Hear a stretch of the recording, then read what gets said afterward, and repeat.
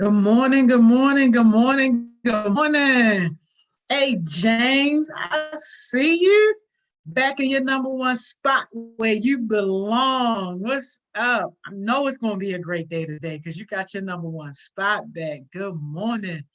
Hey, Ari, good morning. I see you consistent, baby, consistent. Okay, okay. Hey, Elder. Good morning. What you mean you wanted to be first? That's James' spot, man. James is always first. When James ain't first, then I know something about to be wrong. Hey, Cam. Good morning. Good morning. Good morning. Man, y'all, I'm super excited today. Happy Winning Wednesday. Got Miss Simone coming on. There she go. Good morning. Good morning. Good morning. Hey, Miss Simone. Hey, y'all. Hey, giving us the clean wipe down. Ha!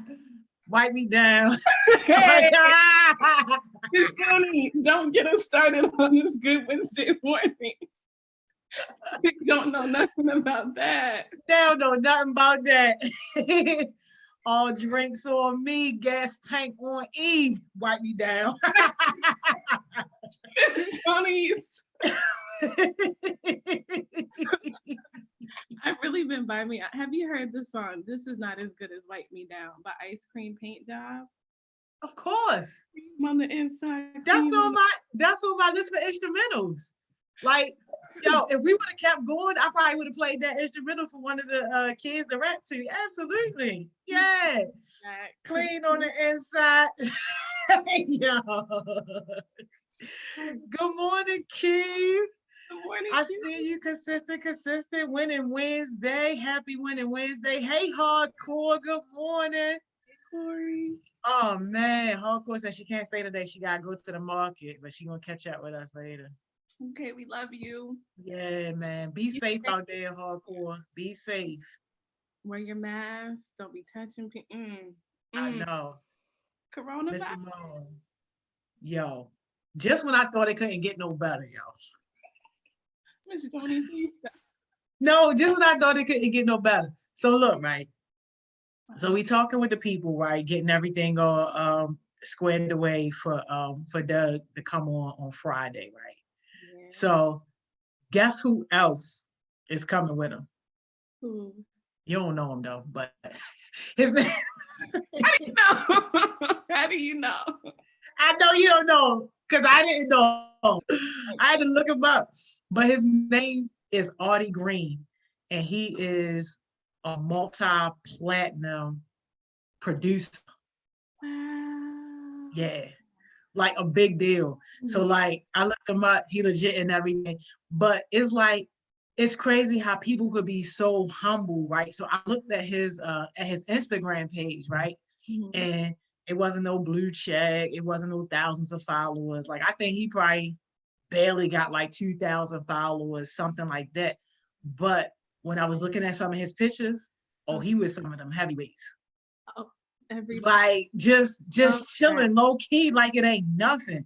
And I'm like, yeah, for you to be doing stuff with Dougie Fresh, you definitely are something big. But he's also going to be joining our session on Friday, along with this really cool doctor, Dr. Williams. It was actually his idea to bring Dougie Fresh on board to do this hip hop public health thing. So I love every. It's gonna be, it's about to be fire. It's so excited. So excited. Smiling from ear to ear. Yeah, because I'm just like, like imagine the power of this type of collaboration for our heartbeats. The ones that's really serious about, pursuing their craft, particularly in music. Like, this is a big deal. Like we talk about networking, connections, and all that. This is the epitome of that. This is it. Who would have ever thought too? People used to so in quarantine, and now look at all the opportunities, the blessings. If you were there and open for them, whoo, shower down. Shower down. They here. I am so excited. I know it's gonna be good. I'm excited. Yeah. I'm excited too. Marcus Allen, good morning. Where you been at now, Faith? Okay, Where Marcus. you? Where's the now Faith mask at, though? We need them, Marcus. We need them now. Yeah, we need a now. Where's the now face mask? I showed y'all my HeartSmiles mask. Yeah. Where is the I love now face mask? Come on in the comments. Do we see some typing?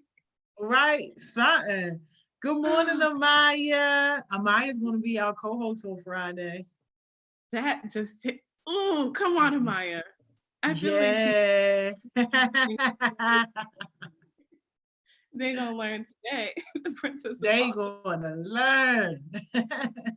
Reality.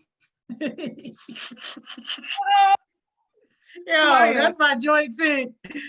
That's my joint. Good morning, Lamar. Good morning, Man, you know how I know they're gonna be an extra great day? Because Why? James reclaimed his first spot.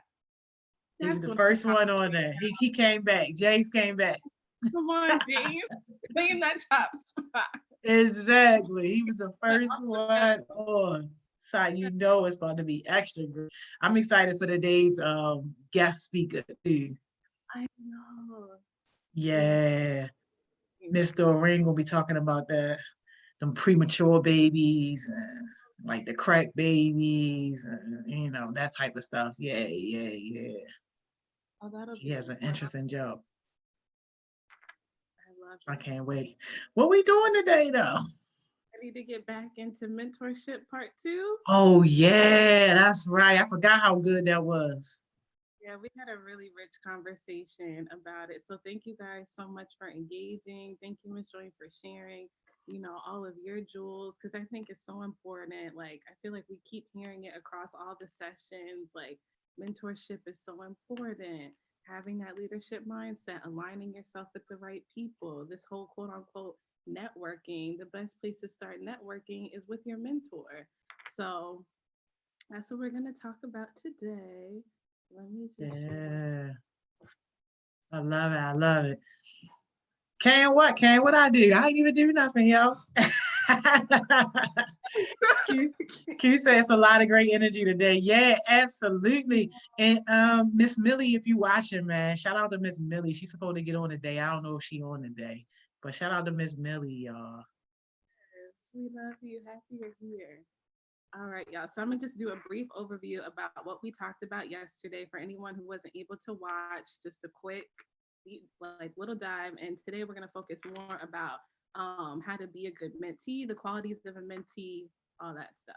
So mentorship. Yesterday we talked about if you could interview one person and only ask one question, who would you interview and what would you ask them? Y'all had some fire answers, like just really deep, just goes to show where your mindset is and what's important to you and what you value. And we just did that quick icebreaker because it's kind of like, think of a mentor as like, that one person that has a quality, characteristic, expertise that you're interested in, that you want to learn more about. And then you have access to them where you can ask them those questions and get those resources. So he said a mentor is an experienced and trusted advisor. It could be a friend, teacher, a wise person, a guide, a confidant, but really just someone that you feel like has expertise in an area of life that you want to learn more about, that they can guide you and help you along the way. So this one was key. I always love this slide because it just blew my mind because I realized like a mentor can't be everything. Like everyone can't be everything to you. If you can find a mentor that can be like an expert in the field and encouraging and like your champion, that is the best. But not everyone's going to be that. So when I learned about these types of mentors, it was very like kind of a breath of fresh air to me because it realized, okay, yeah, you might not be so supportive. We might not have so many things in common, but you're the person that's the expert in the field. So I don't even care. You don't got to be my friend. You don't got to take me out. You don't have to listen to my problems. But what I do need you to do is tell me how I can get to where you are. So that's the expert in the field kind of mentor. Those are the people that are just like boss, doing the things that you want to do, achieving the level you want to achieve. And that's the kind of mentor you need for your craft and your career. And then you have a champion and an advocate mentor. And this is someone I call like the letter of recommendation mentor. mentor, like whether you're in the room or not in the room, they are saying nothing but positive things about you. They can speak to your character, to your profession. Like they're just always like, yes, that person is good. Simone is on it. Put Joni on it. And like you need those kind of mentors to really kind of push you forward. And they also help you to like leverage too. Like these sometimes are people who are like in a higher space and like they know other people and they can like speak on your behalf and get you in the room, get that foot in the door. So those are good for the champion advocates. Then you have to have your co-pilot or a peer mentor, which I really like this because they always say, you know, you should there's like vertical mentorship and horizontal. And these are going to be the people who are like your colleagues, your peers, people you might be doing business with, publishing books with, like just someone who's like in your same kind of area, same level you are, where you can bounce ideas off of as well.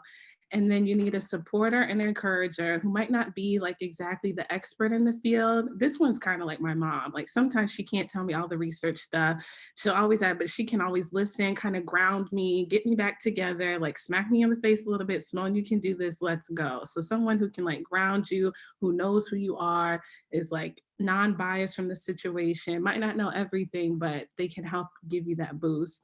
And then the reverse mentor is basically the concept of like having a mentee, because we all learn so much from each other. So the more you can pour into someone else, they can also pour back into you. And so these are the kind of mentor things that you need to have in your life.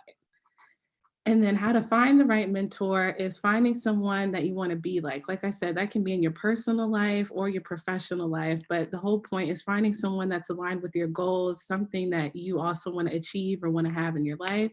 And then key is study the person and do your research, especially because you just don't know everyone until you like get to know them. It takes time.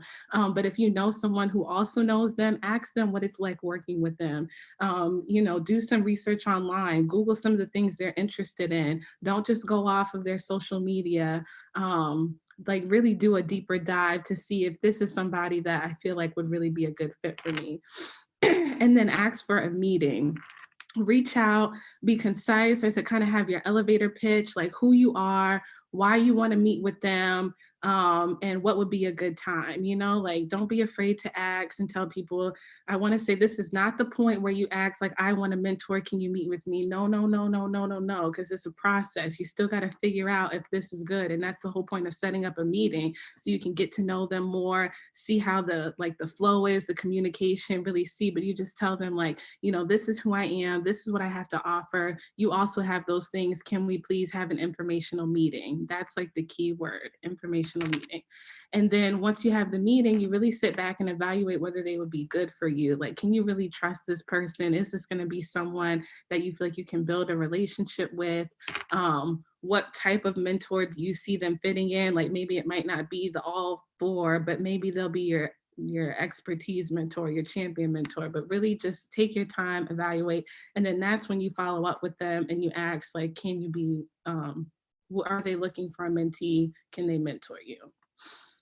Okay, and then how to maintain your relationship. Just be clear about your goals and how they can help you. The hardest thing is like figuring out, like if you don't know what you can do for somebody, like we're just talking just to talk, eating just to eat, like what, you know, we got to have a point of why we're here together in relationship with each other. So as long as you can stay consistent about your goals and how people can help you, I realize people really like that and they appreciate that. Ask them like, what are their expectations of you as a mentor? You know, how much time do they see, like, can we spend with each other? Setting dates and timelines helps for you to like check in regularly and see if the mentor relationship is progressing. And then also just supporting each other and letting the relationship happen organically. Like I really love what you said yesterday, Miss Joni, about if the foundation is the relationship, you know, like, yeah, there might be an expertise in it, but they're still human. We're all human. We wake up every day, we have feelings, we have things that go on in our lives. So if you could just be just human, how are you doing? Try to build that relationship to really get to know them as a person. Make sure you're not always taking, but, you know, also being like, how are you? what are good things that are going on in your life. I'm going to talk about this later, but like letting your mentors know when you achieve a goal is so key. Like they're invested in you, they want to see how you're doing. So that's also a good way to maintain your relationships. Like anything that might be relevant to a goal they help you achieve or anything, always reach back out, let them know how you're doing, what you're doing, and thank them. So that's another good thing, but we'll talk about that a little bit later. Okay, and then this is where we left off. So, qualities of a good mentor. And this can kind of help you figure out along the way. We kind of talked about whether a mentor relationship with it should end. I think that's where we left off yesterday. But we'll get to qualities of a good mentee, but right now this is of a good mentor. So someone who can be consistent and gives you their time. And so this is like key because this kind of goes back to manage expectations because time is limited and everyone can be busy. So don't think if you don't talk every day that they're not a good mentee. This is why you set expectations, you know, like how often does it work well for you to meet? Like I would like this, like always try to be forward thinking, give what you would like, what you feel like would help you, knowing your communication style, what you need for your goals and your deadlines, but also be understanding and flexible with them. Like, can we only talk once a week? That's okay. At least if you're consistent with that once a week and they can promise you 30 minutes and they're clear about that, like that's consistent. So don't think about consistent and giving your time as like always have to be there whenever you need it all the time, because sometimes that's just not realistic. But at least try to see like, are they there for you when you need them? When you set those dates and times, do they show up? Those kind of things. Okay, this third bullet point is my favorite because I feel like this is what it's all about. Qualities of a good mentor means they share or provide opportunities, knowledge, and their network. Okay? Yes, Ms. Joni's raising the I love it so much because this is the whole point, right? You're supposed to be able to get to like meet somebody and they can like provide opportunities that you didn't even know of, that you might not be exposed to. They tell you little insights about what it's like to be in that field or to have that personal relationship with someone, like give you their wisdom. And then key, I feel like to me now in my career, I don't know, but sharing your network is so important because we always say it's not what you know, it's who you know. And anytime a mentor can connect you to someone else in their network, even if they don't know everything, they can connect you to someone else, that speaks volumes. And right now, those are my favorite kind of mentors who want to bring me along, bring me to the table so that I can also learn. Ms. Joy, did you want to say anything on that? Miss Simone, you touching my soul on that. Absolutely. I guess the only other point that I want to emphasize with this is that a mentor is not trying to get rich off of your back or take advantage of you. Because I think some people kind of get those things confused too when somebody says, oh, I'm going to share this knowledge with you, or I'm going to give you this, or I'm going to give you that. But you know what? Give me, a couple $100, or give me this, or give me that. Mentors aren't really in it for that particular reason. I'm not saying that there's no value in those type of relationships, but those aren't mentor relationships. And I think you said it best when you kind of started it off, saying that a mentor is somebody that you can look at and say, this is where I want to be. It's probably not going to be where you stay, but at least you know that this person has achieved something or done something or has something that you aspire to. And right now, it's just too many people with nothing taken from other people who also have nothing, and nobody's going anywhere. So that's not mentorship. This right here is mentorship. And I just appreciate this so much. And then even opening up your network too. Like a lot of people don't want to see you grow past them. And you gotta not have that be a fear to open up your network. Yes. So thank you so much.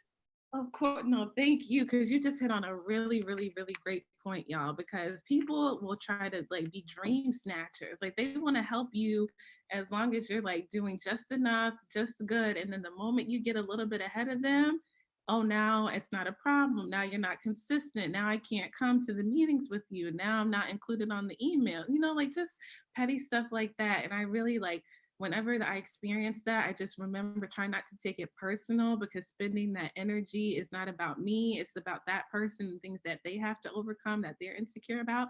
And it's not going to stop me, but it does help me to figure out how I can move accordingly and realize, okay, yeah, I might have had you in these buckets, but now I need to rethink our mentor relationship. Maybe I can't tell you everything that I used to tell you. And that's just because I don't have time for you to be blocking.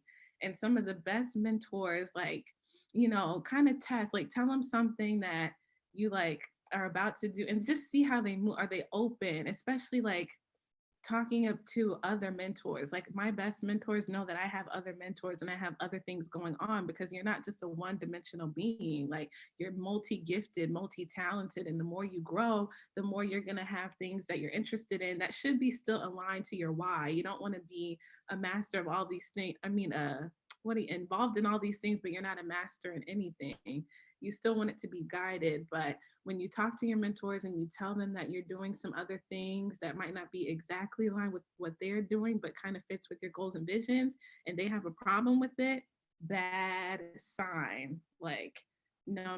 They should be excited about your growth and your development overall as a person, and like willing to be like, oh, you know what? That's a good idea. And I think I might know someone who can also help you with that. So yeah, I agree with Joni, because that's key. Yeah. Miss Simone, you hit it. And I would say one last thing, and I will leave it alone. If y'all going to spend money for some knowledge, get you a college credit or official trade school or something like that. These people that's just like, yo, give me some money for what I got. Nah, go get you a college credit.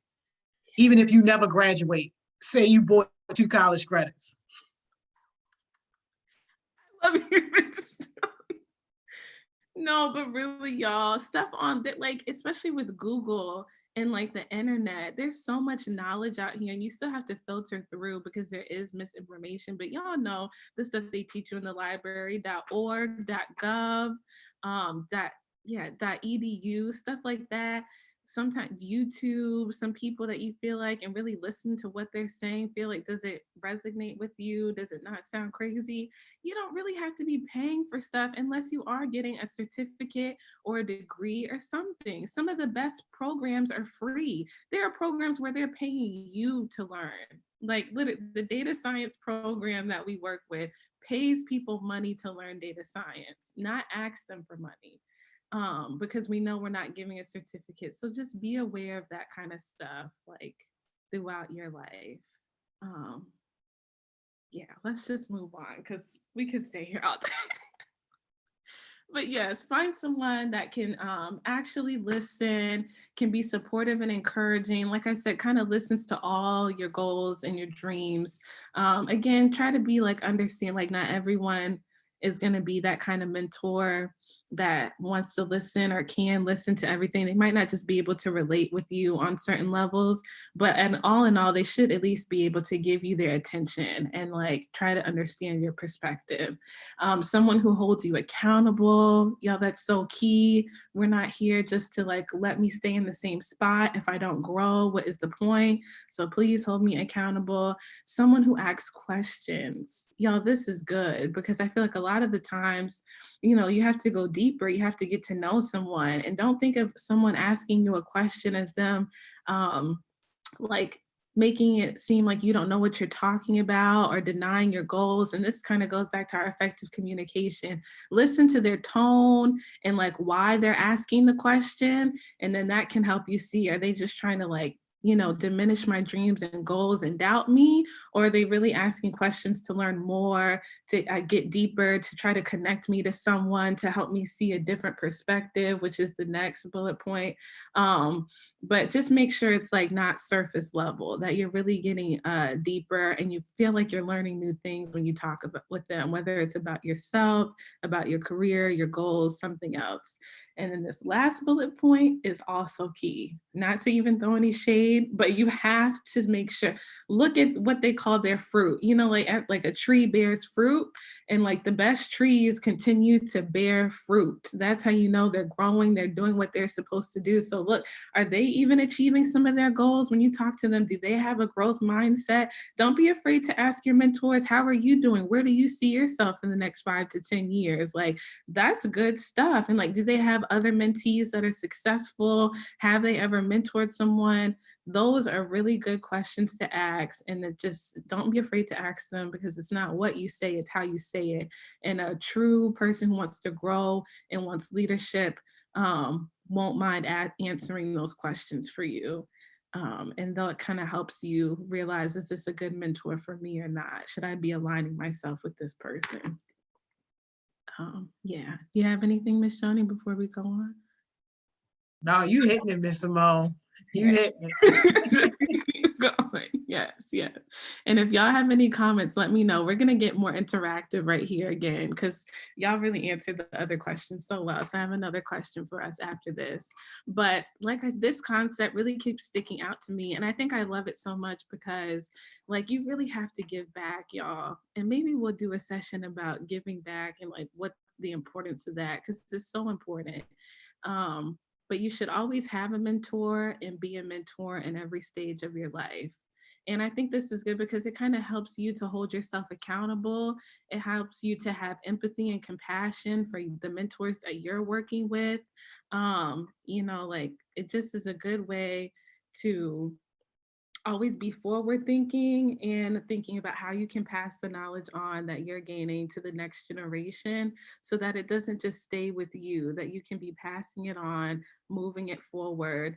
And it is kind of accountability, because you have to put your money where your mouth is. Like, y'all help me so much. Like, I refuse to be the person who doesn't do what I say and say what I mean, and y'all hold me accountable and I'm better for it. So I feel like if y'all could have like somebody in your life that you're doing that for, because we all have things that we've been through that we can share and grow and learn from. So if you can do that, do it. And the every stage of your life part is so key, because like Miss Joni said, sometimes you can like, true mentors want you to like do better than they did, you know, like go further. So there might be a point where they might not be able to help you in all the ways that they used to. So then you might have to find a new mentor. The things that you needed when you were 15 won't be the things you need when you're 50. So don't ever get to a point where you feel like, oh, I'm good, I've arrived and I'm done, I don't need a mentor, I'm the mentor and I have all these mentees. Always be learning and growing. So this brings me to my icebreaker question. Okay, so what advice would you give your younger self at 10 years and at 5 years? So I go give us some time, because I had to even sit on this a little bit. It took me like 2 days to really think about it. But the question comes from like, you know, kind of being the person that you needed when you were younger. So of course I'll start.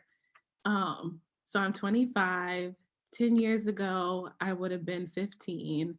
And the thing I would tell myself at 15 is just, I was just in high school, living my best life, like just enough. Like I wasn't even, so I would just like, I would want to shake myself and be like, baby, do you know all the stuff God has in store for you? Like, do you know, like you couldn't even think of it or imagine to this day, like all the great things that you will have experienced. So just wake up. Like life is so much bigger than what it seems like right now. You have great things coming your way that you wouldn't have even thought of or seen. And then 5 years ago, I would have been 20, and I would tell myself, let people go that don't want to be in your life. It is so much better. It is so freeing. It is not the end of the world, baby. Let them go. If they want to go, let them go. It will save you so much heartache, time, toxicity. I don't even know if that's a word, but it's just toxic. Let them go. So that's me. And if you guys want to put your stuff in the comments, I know it's kind of, because y'all are only 15, but just work with me. It's okay. What would you tell your younger self? See, and I'm old, Miss Simone. And that's why I appreciate what Dallas said last week, where he said the youth is wasted on the young. Like, yo, I really felt that, yo. I really felt that. I'm old. So 10 years ago, I would have been 30. And I was living my best life, not worrying about no Baltimore, what's going on. I'm traveling, I'm seeing new places, meeting new people, like all that. Um, I guess possibly what I would have told myself, I would have definitely told my younger self that Baltimore needs you, like Yeah.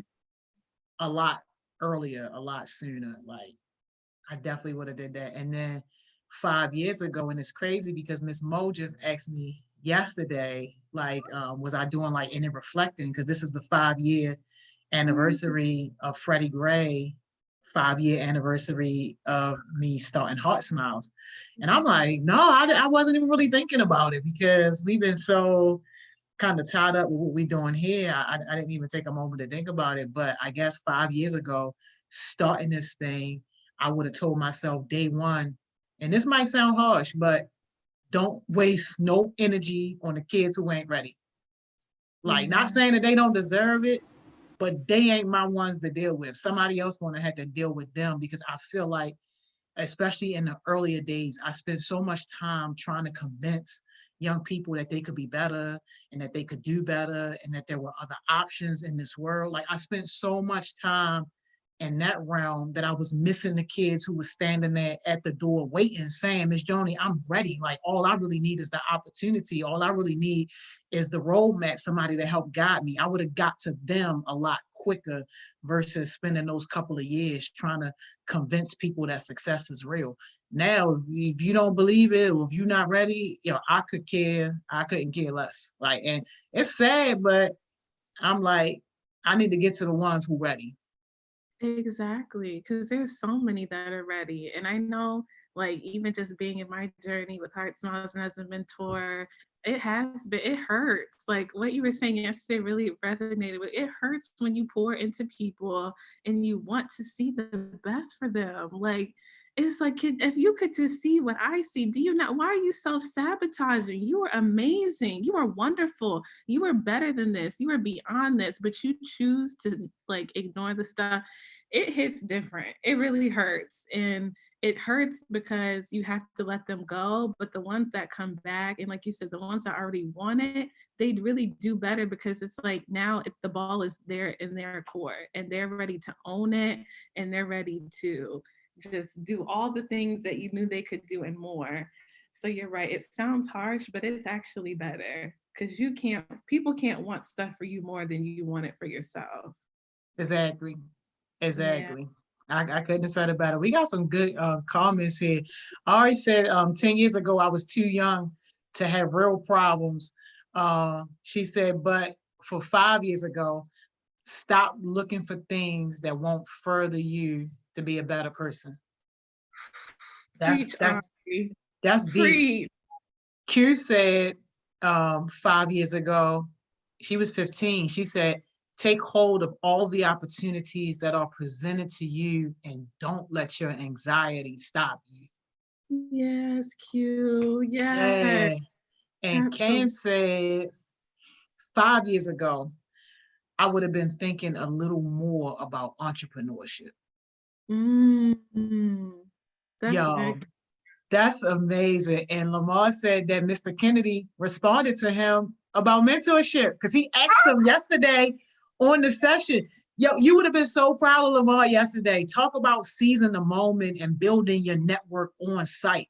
Like, ain't nobody letting this social distancing stop them. He thank you. connected with Mr. Kennedy. Yeah, heard what the man was saying. And he was like, yo, you looking for mentees? And Hey, yo. that's how you slide in somebody DM. That's the way you supposed to do it. That's exactly how you do it. Go Hey, ahead, Lamar. Lamar, I'm so proud of you. I'm so proud. Now I don't even feel bad about because I reposted his thing. You know, I don't like reposting stuff when I don't know it's solid yet. I be a little nervous, like, no, yo, then you gonna quit this, and they're gonna be looking at me like, oh, you posted it, so it was real. But no, I'm good. He's like, this is a real brand now, y'all. Don't have me out here. Yo, because people Promote got flyers for everything. A flyer will make it real, yo. you. That's just a nice vision. That's just the upgraded vision board. But what you gonna do? Right? See the action behind it. Oh, Exactly. But he working. Good job, Lamar. Congrats. Congrats. That's awesome. really, really excited for you. But yeah, thank you guys so much for answering. And the point of this is just, being the person that you needed when you were that age. And it's like twofold. Like it's the best way because like it helps you remember what you need as a mentee, but also like, the things you're looking for in a mentor that you need right now. So it's like a good double-edged sword like Oh, you got another one, Miss Simone. that. Come on, This come deep. on. This from Amaya. Let's go. Maya said 5 years ago, I would tell myself to stop dwelling and worrying about things that are outside of my control because if I don't know now, it gets worse. I love it, Amaya. Come on, Amaya. I'm still going to win that versus singing battle because you ain't consistent enough. But yes, this comment is everything. That is awesome. Lamar said 5 years ago, I would simply tell myself that no one cares. Live your life. 10 years ago, I would have told myself to get more into sports. Ooh, that's good, Yo, Lamar. that's great. You're dropping jewels, That's okay? right. Yo, nobody cares. Yo, live your life. And even if they do, they worried about the wrong thing. Exactly. Absolutely worried about the wrong things. Yo, it's so freeing. When I realize, like, it sounds weird and harsh, but when I realize no one really cares that much, like, let me go live my life. Let me go. Oh, baby, let me be free. Y'all not worried about me the way I think you're worried about me because everyone's so worried about themselves. It's just natural to do. And most of us, we try to give back and not worry about. But when you go to sleep at night, you're worried about your own problems, the thing that woke you up the last night, how you're going to get to your goals and dreams. And a few people might come in there. I feel like the biggest thing that stops you sometimes is like your parents and people that you look up to because no one wants to disappoint anybody. So sometimes those are the hard ones that, like you said, they do care. And sometimes maybe a little too much and you can't understand and see the vision. That's you, Miss Jones. That's me, Miss Simone. Care too much. That's why I gotta stop caring about these kids, man. Care too much. That's me all day long. But yo, even if I'm telling you something that hurts your feelings, trust me, it's hurting my feelings even more. But I would rather you have hurt feelings temporarily than to find out something the hard way when you didn't have to. None of y'all kids, nobody, not ever, is never going to be able to say Miss Joni ain't tell you. You might be able to say I cussed you out. You might even be able to say I put my hands on you, but you're never going to be able to say that I didn't tell you. Never, ever. Like, yo, that's my worst fear, Miss Simone. Me watching somebody go down a stupid rabbit hole and me not saying nothing. And then years later, or however long later, they like, Miss Joni, why you ain't tell me? I'm never having that conversation with nobody. Oh no, I told you. You just ain't want to listen. Thank you. Ooh, Miss Joni, you better preach. You better preach. They ain't ready. I'm about to shut up, Miss Simone. No, that was so good. I hate when you do because you drop too many jewels at one time, and I be trying to hold on to one, and I'm like, wait, I was gonna make a point on this, and I just can't. So I'm like, the whole thing was good. The whole thing was good. But yeah, y'all listen to people that love and trust you. Like, try to be reflective, um, and like be humble and have those tough conversations. Tough conversations make you grow. And people who love you and really want to see the best for you won't mind having them a few more times if it brings clarity. And sometimes you got to know when to let it go and just let things be and maybe pray, do some meditation, reflect some more, and then try to come back to the conversation with a new mindset. But really try to think, the worst thing is having someone tell you, and then you got to look back at how you didn't listen and look silly and waste time. And like, just, and Okay, let's go on to what is a mentee. Because it really does. It just gets under your skin when you just see it happening. When you see it happening. And y'all, be who you need. Be who you need. Like, we're always so hard on ourselves. We're just so silly and too close to ourselves sometimes. So think about it. Sometimes I think so one time I heard, like, if you had a daughter, would you want her to do this? What would you tell her? And then be that daughter, like, for yourself, or be the son or a younger sibling, like, try to take yourself out of it and just do the best you can. All right. So, what is a mentee? A person who wants to learn from someone who is knowledgeable about a topic and seeks their valuable advice in order to grow personally and or professionally. And the key that I love from this definition, it says the mentee is the driver of the relationship. And the reason why I say this is because in this definition, it says you want to learn. So there's a difference. You want to learn, but then you also seek out their valuable information. Okay. You can't be the boy who cries, I want to do this, I want to do that, and then there's no action behind it. Like Lamar is a perfect example. Not only did he say, are you looking for a mentee? But then he reached out too. Okay. Like that's the kind of stuff, I'm realizing so much more and more, like, no matter who you are and where you come from. And I know sometimes it's not fair, and I'll never try to discount that. Like the world is just not fair, and I wish it was better. But no matter who if you put enough action behind your dreams and behind the things you want, there's stuff available to everyone, and you can go get it. And the only difference from the people who don't have it, and the people who say they want it, is because they go get it. So if someone's not reaching back out to you, don't make that be an excuse. Reach out to them, tell them what you need from them. And if they can't provide it for you, cut them off and find a mentor. There's too many people in this world. I don't know how many people that are in the United States or in the globe, but there is someone else that can help you, that can guide you. So don't think like, oh, well, my mentor is not available, or my mentor is not doing this, my mentor is not doing that. These are your goals and your dreams. So you drive it as much as you need, as much as you want. Have those tough conversations. If you feel like, you're not getting exactly what you need, do it. But don't just be the person who wants a mentee. Be the person who who wants a mentor. Be the person who seeks out a mentor, seeks out their knowledge and advice, and just be hungry about your goals and your dreams. Bet on you. Okay. So then how to be a good mentee, or just like some qualities of a good mentee. So someone who is eager to learn, who is able to be coachable and teachable. Someone who is able to learn and be coachable and teachable. One more time. Someone who is willing to learn and wants to be coachable and teachable. How you say you want a mentor and no one can tell you nothing? It makes no sense. Now, this doesn't mean that you have to just listen. Like, again, we talked about that reverse mentor. Speak up, say things that you feel like, don't be afraid. You are valuable. You are just as much a producer as somebody, a producer of knowledge than you are the consumer.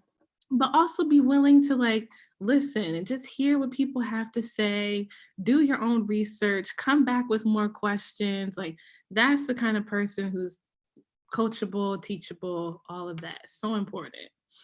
And then have some goals and some things that you want and that you need to work on. Because I remember sometimes when I tried to do this informational interview and reach out to a mentor, I kind of wasn't doing it right. I was trying to just talk and feel them out. And then like it wasn't until someone was like, well, how can I help you? And I was like, oh yeah, you're right. Like, let me tell you. They're like, it's okay. They're like, just tell me, you don't have to be afraid. How can I help you? Like that's what I'm here for. So don't be afraid to have some at least one thing that you really want to work on that someone can help you with. And nothing is too small, whether it's time management or your career or better relationships and communication. Tell them something broad or specific that you want to work on and how they can help you.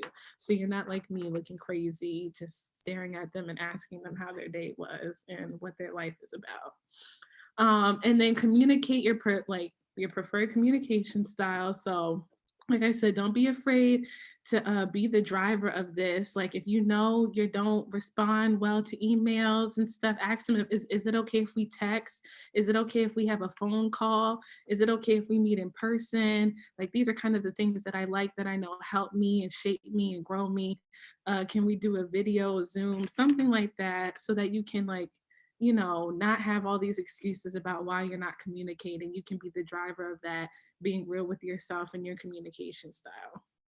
Okay, then it's good to be open to feedback and getting out of your comfort zone. That's so important. Like, I know it can be scary sometimes, but if your mentor has an opportunity for you and they see that you can do it, like, why not show up and rise up to the occasion? Don't block yourself from your blessing. Get out of your comfort zone. Try things you've never tried before. And then if, get some feedback for how it was after and things that you can improve on. Like, I remember one time I did a presentation and I was really scared, but like, after we had a meeting and she's like, you did really good on this. I think you should work on that. Some of the stuff hurts because you're like, dang, I thought I did well, but let me tweak it a little bit. Let me get better. Like, be open to that. And then, I said this already, but give updates when you achieve a goal. That's so important. Like, like I said, if someone's pouring into you, they want to see you win. They want to see you succeed. So that kind of stuff, like, it can change someone's whole day, the trajectory of, just their whole mindset and outlook. Like, I'm really helping this person make a difference. And then having a positive outlook and being appreciative goes a long, long, long way, especially that appreciation piece, because time is limited. We all have so many things we could be doing. And if someone wants to invest in you, like, being thankful and grateful for that, it's always helpful. Like, I've seen that. And just, trying to have a positive outlet, even when you don't always agree with your mentor, just try to think like, okay, maybe this is why they're saying it. Maybe I can do this. Maybe this will teach me something, but just try to be positive. There's no point in having a mentor and like always thinking that they're trying to hurt you or negative or just being pessimistic about things. Like, be open. Okay, yeah, so these are the final two quotes. The one that's brown and yellow, it says, it's so essential to surround yourself with individuals who are already where you want to be. Iron sharpens iron. So I really like that one, because it's just how you live a good quality life and successful life when you surround yourself with people who are where you want to be. And that quote, that iron sharpens iron, I really like that, because you can tell when you're around people that like really have the same mindset as you. You start feeling, you're like, ooh, and you talk about things that you wouldn't normally talk about, and you're getting deeper and you're learning from the conversations and you're growing. It's just really nice. And you can tell the difference when you're hanging out with people who don't be talking about nothing. And you're just like, what are we doing here? And then people who are really talking about deep issues and things that you care about is so much more fulfilling. And then the black and white quote says, the delicate balance of mentoring is someone is not creating them in their own image, but giving them opportunity to create themselves. And this is Steven Spielberg. I really like this one too, because we still want you guys to be your own person. Like, everyone has to live their own journey. So don't think of mentorship as like a copycat, a mini me. Like, yeah, you might want to be like them, but there's something inside of you that is unique and that's important for you to shine. And so you just take bits and pieces of what you can to kind of continue to sharpen your iron, but then you go out and you be your own sword. Okay. So don't let people try to make you feel like you need to be exactly like them. You are still wonderful and unique and have all the great qualities that you have inside of you. You just might need some help along the way. So that is the mentorship discussion. If you guys have any questions or any thoughts or reflection, I hope it's helpful and that you find great mentors along the way, because you can't do it on your own. You need good people around. This is extremely helpful, Miss Simone. And I think too, don't underestimate the power of mentorship through books and audios and videos and like things like that too. Like the book I sent you yesterday. I'm excited. Trying to take my money, but it's okay. I know, I know. And then Cam had sent me a nice message. She said, Miss Jody, she said, all great things require sacrifice. And I'm like, Absolutely. Thank yeah, you. You yeah. better. Thank you. Thank you. Yeah, all good things. Because I surely would spend that money on a shirt or a good meal. So I might as well get a book and invest in my mind. Oh my God. A nice little outfit, but I can't read a book. Man, you are crazy. Well, yeah, this is a great, great, great conversation. And I think it's timely too, especially now in this particular time where people are looking for hope and people are looking for something to do. And I don't think anybody chooses to do the wrong thing or anybody chooses to just be lazy or non-productive. But if you don't have those mentors or those people in your life that's pushing you to do something, then it's too easy to either do nothing or to get caught up doing like the wrong things. That's so true. That is so true. And Mhm. I feel like, yeah, I don't know. It just life, you can't do it alone. And like you said, when you surround yourself, like your environment is key, you know. So people, like you said, that want to pour into you and do good things, it just expands your mind and your horizons and keeps you on a good path. And then, people say all this mentorship. And I remember when I was like, finding out more about it, I'm like, but still, like, how does this work? And how should I be looking for it? Like, not just be saying mentor and stuff. Like, I don't know. Like, what is that? So That's why you was in there interviewing the people. that's where I was in there looking crazy. And they're like, okay, how can I help you? I'm like, oh yeah, that's what we're here.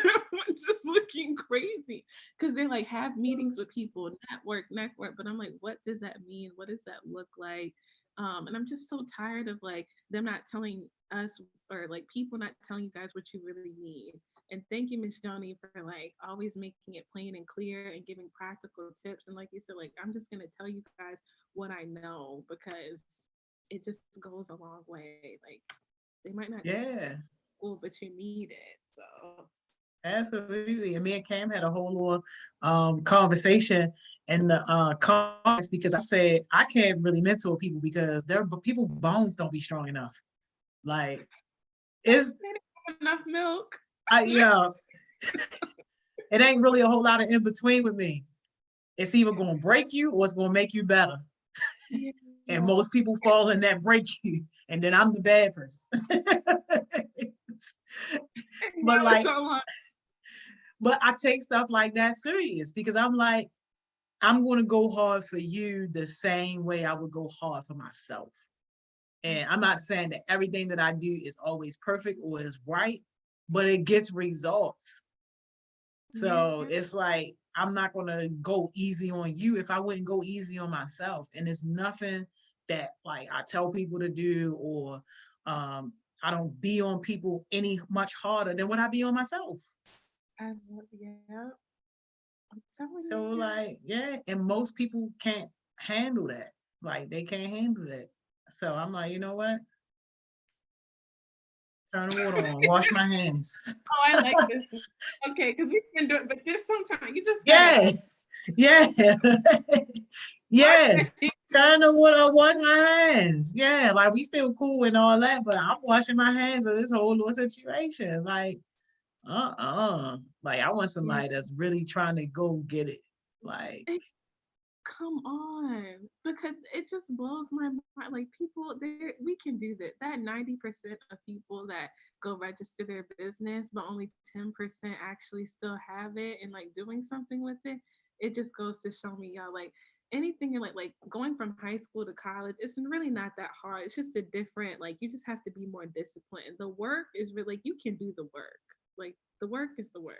Even like going, it's just your actions behind it. Are you going to be the person that lets excuses, fear, and all mhm. this other stuff stop you? Are you going to be relentless and a go-getter about your goals and dreams?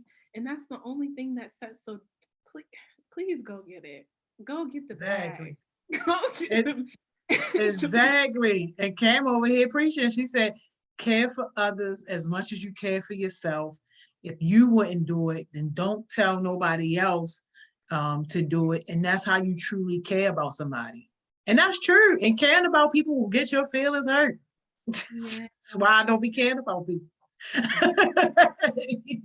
Leave the feelings at the door. Have a little pity for, and then get yourself together. It's okay. For real. Like, yo, I don't know how many times I be having to tell people, like, look, this ain't personal. Like, it's not personal. Like, worry about my loyalty, worry about my love when I stop giving you feedback, when I stop cussing you out, when I just watch you do something dumb and it don't even faze me. That's when you should be concerned. Other than that, like, yo, I'm giving you the best of me when I'm cussing you out. Right here. This is a state cuss out. Okay. Exactly. Man, listen, I must start charging for my cuss outs. Miss Simone, it's time though, yo. No, It's let me let y'all go. time be going by so fast. But your jewel, what you leaving us with today, Miss Simone? I'm just gonna say, always try to be the person that you need, that you would want from other people. Embody that in yourself. You know, it's so easy to look at other people and say what they should be doing. What should I be doing? What can I contribute to the world? How can I grow? So I can be the best me. I love it. I love it. Thank you so much, Miss Simone. This was an amazing session today. We got Miss Doreen waiting, so we'll be back in 5 minutes with Miss Doreen. We'll see you tomorrow, 10 o'clock, Miss Simone. Bye.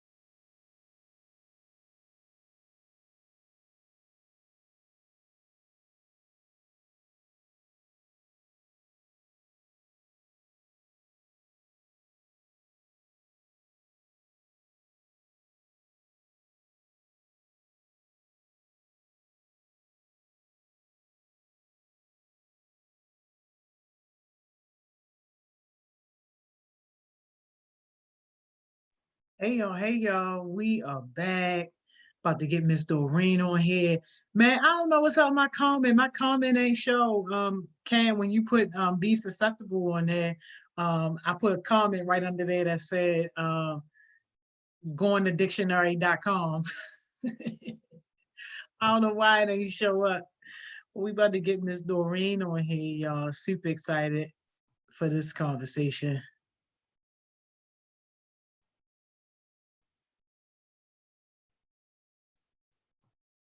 Hey, Miss Doreen.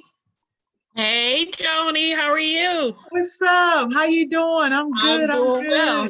good. I can't complain at all. Thank you so much for volunteering your time with us today. Yes, thanks for having me. No, we are super duper excited. Y'all drop your comments, drop your questions. I promise y'all we want to get to all of the questions. But Mr. Ring, I really want to kind of just like jump right into it because a lot of people are excited to kind of get to the now. But before we get to the now, can you just kind of just walk us through Mr. Ring, like your childhood, growing up? Ooh. How do you get to kind of what you're doing now? Yeah, they like to for you to spill all the tea. Okay. So, childhood wise, I was born here in Baltimore. And for as long as I can possibly remember, I've always had a desire to be a nurse. And I think it was kind of spurred on by a Christmas gift that I got. I got a doll, and the doll was Nancy Nurse. And from there, I just had this passion. And not only that, my great grandmother was a midwife. So she was one of the granny midwives. Initially, I thought that that might be my path, but it didn't end up being that. But I've always had a desire to do something in the medical field. However, um, because of fear, which is a paralyzing force, I didn't pursue it. I mean, I was an A student in school, all of that, but that fear gripped me so tightly that I danced all around it. So I started doing something different. When I graduated high school, I didn't have a HeartSmiles to kind of grab me and inspire me to go after my dream. So I went to Morgan State University, got a degree in business, started working in banking, but it just wasn't satisfying. I mean, all of us come here, God gives us a purpose in life, and you can dance all around it, but it's going to keep coming after you. And so, because of that, I was working in banking, and I decided to go and investigate what it would take for me to become a nurse. So I looked into Baltimore City Community College. Um, and what I found out was that I just needed to take my sciences over and I could start into the nursing program. So that's what I did. Um, but in the interim of finishing up those sciences and entering into the nursing program, I got pregnant with my son. Ah, So I had just delivered him in November of 1994. November 1994. I got a letter in the mail saying that I could get started in the nursing program in December of that year. And I wow. was like, okay. So, mind you, I had just delivered my son. He was born by C section. And 3 weeks later, I started in the nursing program. Kind of crazy, right? Wow. But I was after my dream. I was after my passion. And so I enrolled in the nursing program, 2-year program. When I finished in 1996, he was 2 years old. And in between there, I got the opportunity to get a job as a nursing support tech at Mercy's NICU. And I liked it and I stayed. But when I tell you that even after going through the program, even after starting at Mercy's NICU, I still had a lot of anxiety and fear because even though I had obtained a degree, gone through the nursing program, that fear was still speaking to me. Because one thing I can tell you is that there is a real enemy that does not want you to succeed and to capture your purpose. But what I will say is never, ever give up on your dream, no matter how long it takes. So, as I stated, I had a 2 year old. I was raising him. I was starting in this new field, all of that. So I got him through all the way through school and sent him off to college. And I went back to school after he got sent off to college and got my bachelor's degree in nursing. And I obtained that.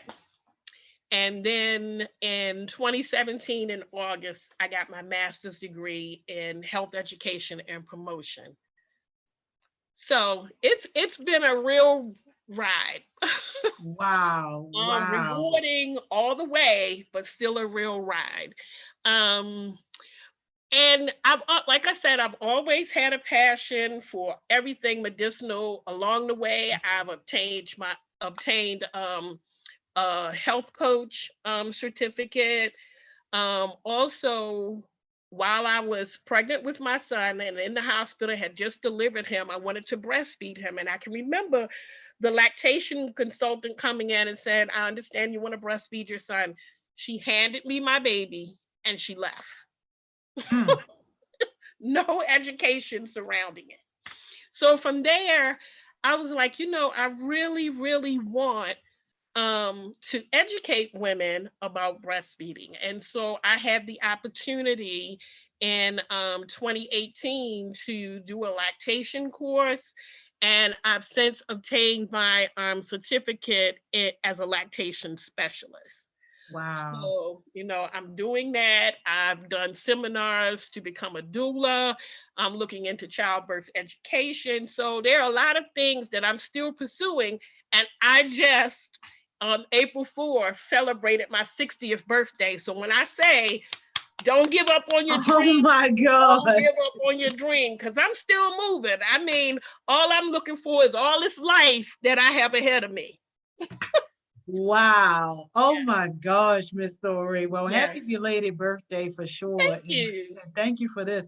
Can you talk a little bit about like what you think that fear was rooted in? Because I think a lot of our young folks, like they get stuck there, they get trapped there. Right. And I don't think that it's always apparent like what is underneath of that. So like for you, for somebody who was basically a straight A student, could do anything that you wanted to do, your dream was right there. Right. Like, what was that fear rooted in? Okay, my fear was rooted in people telling me what I couldn't do. I mean, even family members telling me, all those voices coming at you, you're not going to be a nurse. You can't be a nurse. That's not a field. And unfortunately, this is the kind of stuff that I heard. You're a Black girl. They're not going to let you become a nurse. You can't do that. Blah, blah, blah, just steadily bombarded. And then even like classmates telling you the same kind of thing. So fear is already there, but you have these reinforcements coming at you, telling you what you cannot do. And I can remember that one of the things that really struck me, and many of you probably won't even remember this, but there was a television show, Julia, that highlighted and it was probably like in the 1960s, highlighted a Black nurse, single, with a son, and she was a nurse. Okay. And so that was one of the things that I always kept tucked away, but still I had to fight through those fears. I also have to tell you that a lot of what helped me get out of that was my spiritual walk. I found salvation in, Jesus Christ. I mean, prayer, and learning exactly who I was. We've been created in the image and likeness of God, And because of that, we can do anything. So, it was prayer, it was my spiritual walk that allowed me to overcome a lot of the fears that I had. That's amazing. That is amazing. Yeah. And can you tell us a little bit about the NICU? Well, first, can you even explain to us like what the NICU is, how you kind of found yourself in there, and like just talk about that for like a little bit because that's interesting. Okay. So the NICU is the intensive care for babies. So it's called the neonatal intensive care unit. It's a place for babies. And so we get babies who are extremely low birth weight. They're less than 2 pounds, some of them less than a pound. In fact, in January of 2014, we took care of one of the smallest babies who have been born in Maryland, and her name is Kylie Hope. So I don't know if you all can see this, but this is Kylie's picture when she was in the NICU. Are you able to see it? Not really good. Yeah, we can see it. Oh my gosh. Yes. She no bigger And than the iPhone. right. And this is her now. She was 11.6 ounces. So a pound is 16 ounces. She was 11.6 ounces. And she stayed with us from January until I think it was like May. Uh yeah, January to like May of 2014. Yeah, May of 2014. Yes. So she was with us a really long time and she went through a lot. I mean, so we take care of those kind of babies. We take care of babies who, what we call NAS babies, who moms may have been addicted to drugs. So we take care of babies, who have those problems, different defects.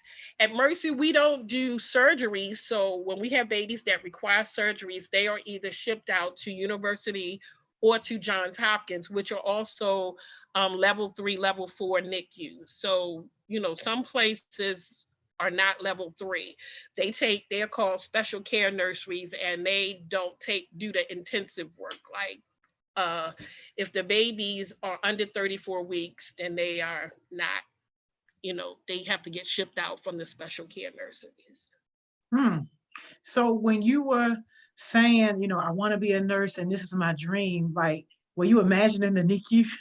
No, I actually was not. Like I said, initially, I thought I would be a midwife. And, I was like, okay, that's a lot of schooling. So I was like, and when I was initially told, they told me I had to work on a med surg floor before you went to a specialty area. Well, that wasn't my path. As God would have it, He leads us to where we need to be.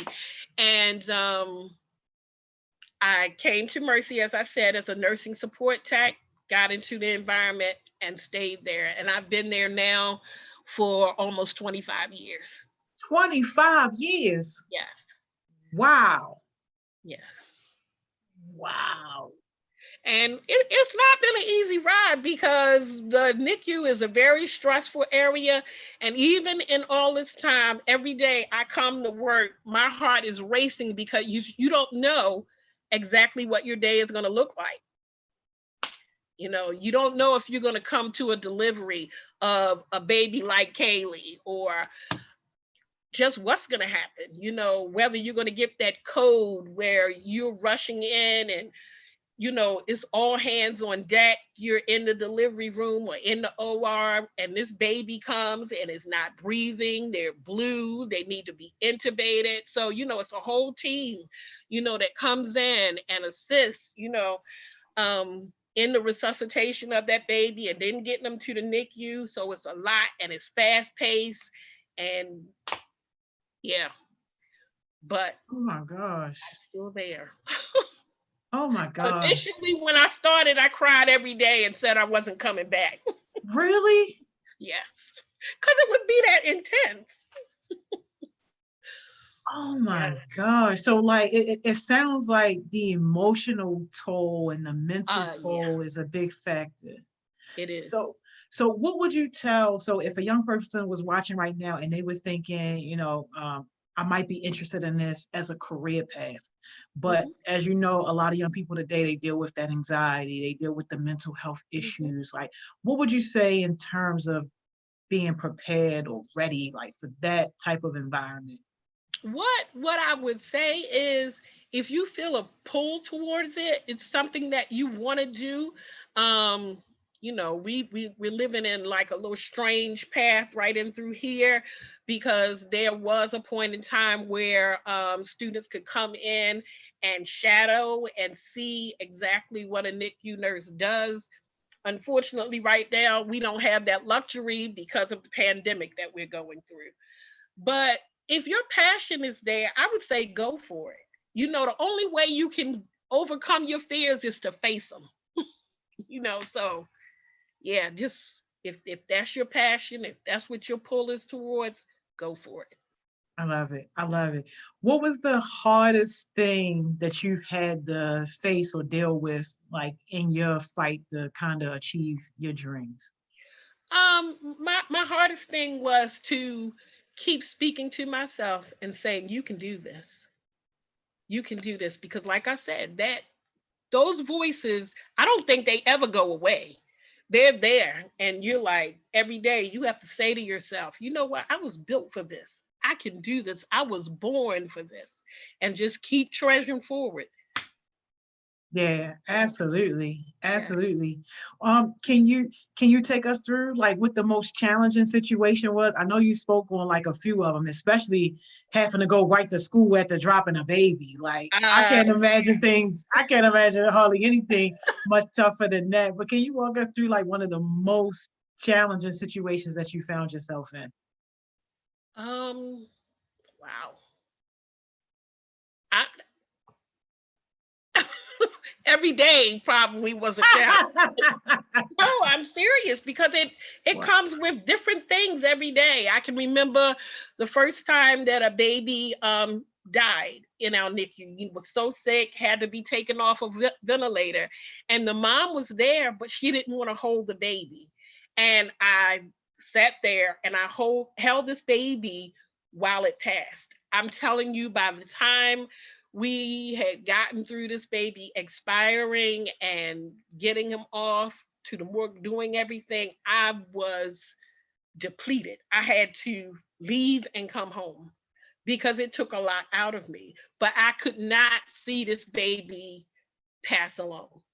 So I held him until he passed. That was one of the hardest things. That was the first initial baby. I've not had a lot of babies to pass on me, but that took a lot. That took a Oh lot. my gosh. My Oh, first night off of orientation, when I came along, it was you got assignments that were rigorous, and so I had a baby who had herpes encephalitis. The mom had herpes. The baby was delivered, was on a ventilator, all of those things, and took care of that baby that night. Had several different pumps and fluids going, all kind of lines. When the baby was initially born, we put in what we call umbilical lines. I don't know if you can see the picture. So the lines are in the umbilicus, which we know is the navel cord, and one is in the artery, one is in the vein, and we use this to put fluids in. We draw blood gases so we can tell whether the ventilator is being effective, whether adjustments need to be made to that. So yeah, and I took care of a baby like that all night. That was coming off of orientation. I was scared out of my wits. The practitioners that were on that night were around my bedside, and they kept saying, "This baby's not gonna make it. This baby's not gonna make it." So by the end of the day, like I said, I would be in tears, and I was like, "I'm never coming back here." And I would come back the next day.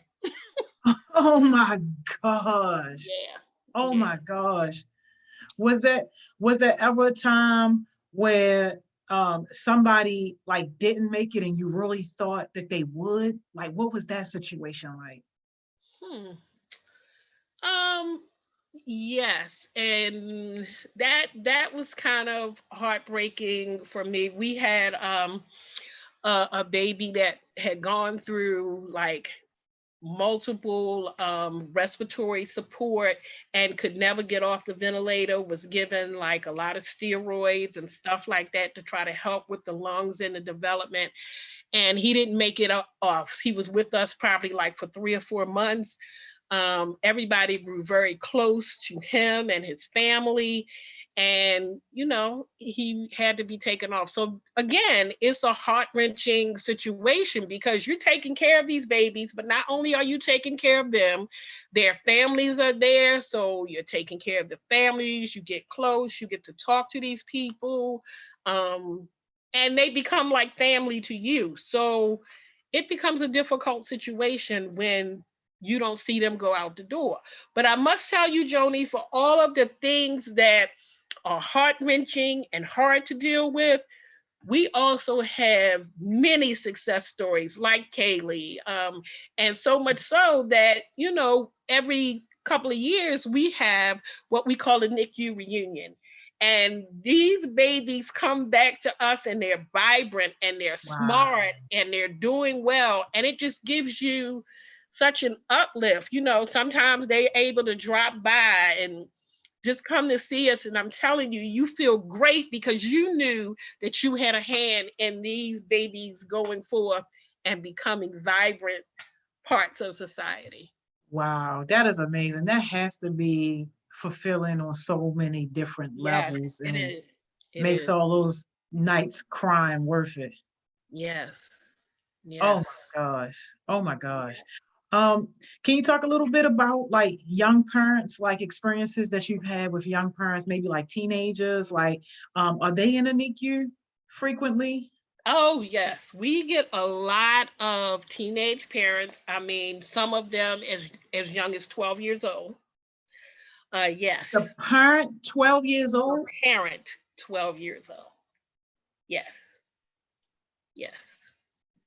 And it's quite a challenge because they come in and they're not equipped to be parents. And then here is the other kicker: the grandparents are maybe 12 to 15 years older than them. So you're looking at all of these people. You got somebody 12, somebody 24 to 27, and then the grandparent to the baby, I mean the great grandparent to the baby is still younger than you because they're like 45 to 50 years old. So you have this 3 generations and everybody's under 50. Yo, Yeah. Miss Doreen, I just knew you was about to say like 17, 18, because that's what I was thinking. I was not prepared for 12. Oh, 12. Yes. Yes. The 17, 18 still ain't even ready. Yeah. Yes. Wow. And so it becomes very difficult because the parents note of the baby is not equipped for this. And to have a baby who's in the NICU that's say like a 23 weeker, they're going to be there for a while. And so it's a lot of education. It's a lot of hands-on, not only with the baby, but with the parents and making sure that by the time they're leaving here, that they're able to take care of this life that, they now have. And some of them come needing a lot of care once they go home. Yeah. Yeah. Oh my So, gosh, I can only imagine. mhm. So like what type of advice would you give to like young parents, maybe like young parents who are expecting or young parents who may have a small child at home? What would you say to them? Oh yeah, I mean, a lot of hands are on deck. You have social work who comes in, and are working with these parents, directing them to, uh, you know, parenting classes, A lot of them come needing resources. So we're doing those kind of things. But when you're personally interacting, I know when I'm interacting with young parents, I talk to them. So I'm asking them, are you planning on finishing school? And explaining to them, yes, you're going to need to do this. And yes, it's going to be a challenge because now you are responsible for another life, but you got to keep going. So making sure that they're doing that and just kind of pulling on them, making sure that they're eating correctly, because here comes the other thing. With babies that small, breastfeeding is really an important thing. And so nutrition wise, especially in the earlier days, when they're first born, getting those immunities from the breast milk, the colostrum, and trying to get them to do that. And a lot of them don't want to do it because they don't know what it is, which is why my path kind of is shifting towards wanting to work as a lactation consultant. I talk to them about diet, making sure that you're eating properly, because you can't properly nourish another life if you yourself aren't eating properly. A lot of them come in, and so they are allowed to stay in the NICU, but we don't, necessarily provide them with food. So they are allowed to bring their food from the outside. And so you see a lot of ramen noodles coming through. You can't properly nourish a baby off of ramen noodles, high in sodium and all this kind of stuff. So yeah, you do a lot of talking to them about a lot of stuff. Yeah. Oh my gosh. So you said like a 23 weeker. What's like a good weeker? Just so we can kind of put it in perspective. What's a good week when they're more than 36, 37 weeks? 36, 37 weeks is a good weeker. Yeah, that's good. That's good. Wow. So all the way down to 23, Yeah. people can be born. Yeah. Oh my gosh. How would parents know that their child may be in the NICU? Okay, so moms sometimes come with problems, a lot of things like preeclampsia that can lead to babies. So they come, they have chronic hypertension and things like that, or different infections that the mom can have. So they don't necessarily know initially that they're going to come, but through their visits, different ones come in, they may go into preterm labor, like I said, for various reasons. They could be drug addicted. They could have, like I said, chronic hypertension, be diabetic themselves. So all of these things can spare on, premature birth. So it's important that, that moms, if they're intending to have babies in your reproductive years, it's important to, even before thinking about having a baby, is make sure that you're keeping yourself in good health, that you're eating properly, that you're exercising, that you're getting rest, that you're dealing with your mental health. All of those things are necessary to prepare you to even think about getting pregnant. And pregnancy doesn't always happen when you're ready and in good health all around. So yeah. But that's what I would say. So, they, a lot of times they don't know. People, when they get pregnant, they think they're going to have a full-term baby. The baby's going to be born and come home with them when they come home. But like I said, different stuff that deals with the mother's health can cause them to have babies prematurely. How does it happen when people are pregnant and don't know? Because I've heard of like situations like that too, where people are pregnant, don't know, end up in the hospital, and the next thing you know, they're delivering and they got a NICU baby. Like, how does that happen? Oh, well, Joni, when you figure that one out, because I'm always saying in my mind, how do women not know that they're pregnant? But I can tell you that it happens more than you can possibly believe. For whatever reason, they don't know. We do have parents, moms who have come in and they did not know that they were pregnant and end up having,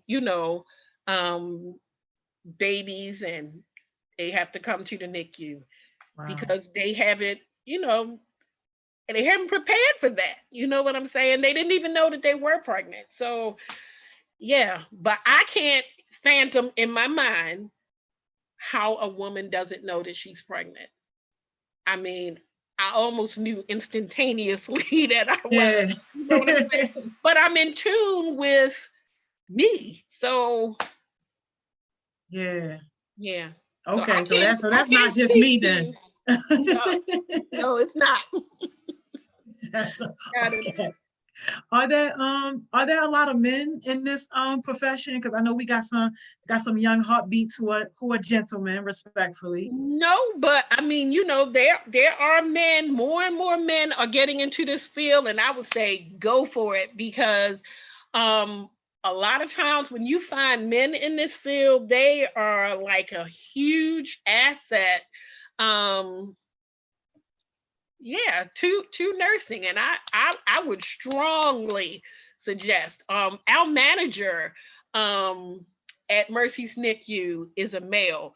Fantastic, was a fantastic nurse and is a fantastic manager. So very compassionate, all of that. So don't allow the stigma of nursing is a woman's field, because it's not.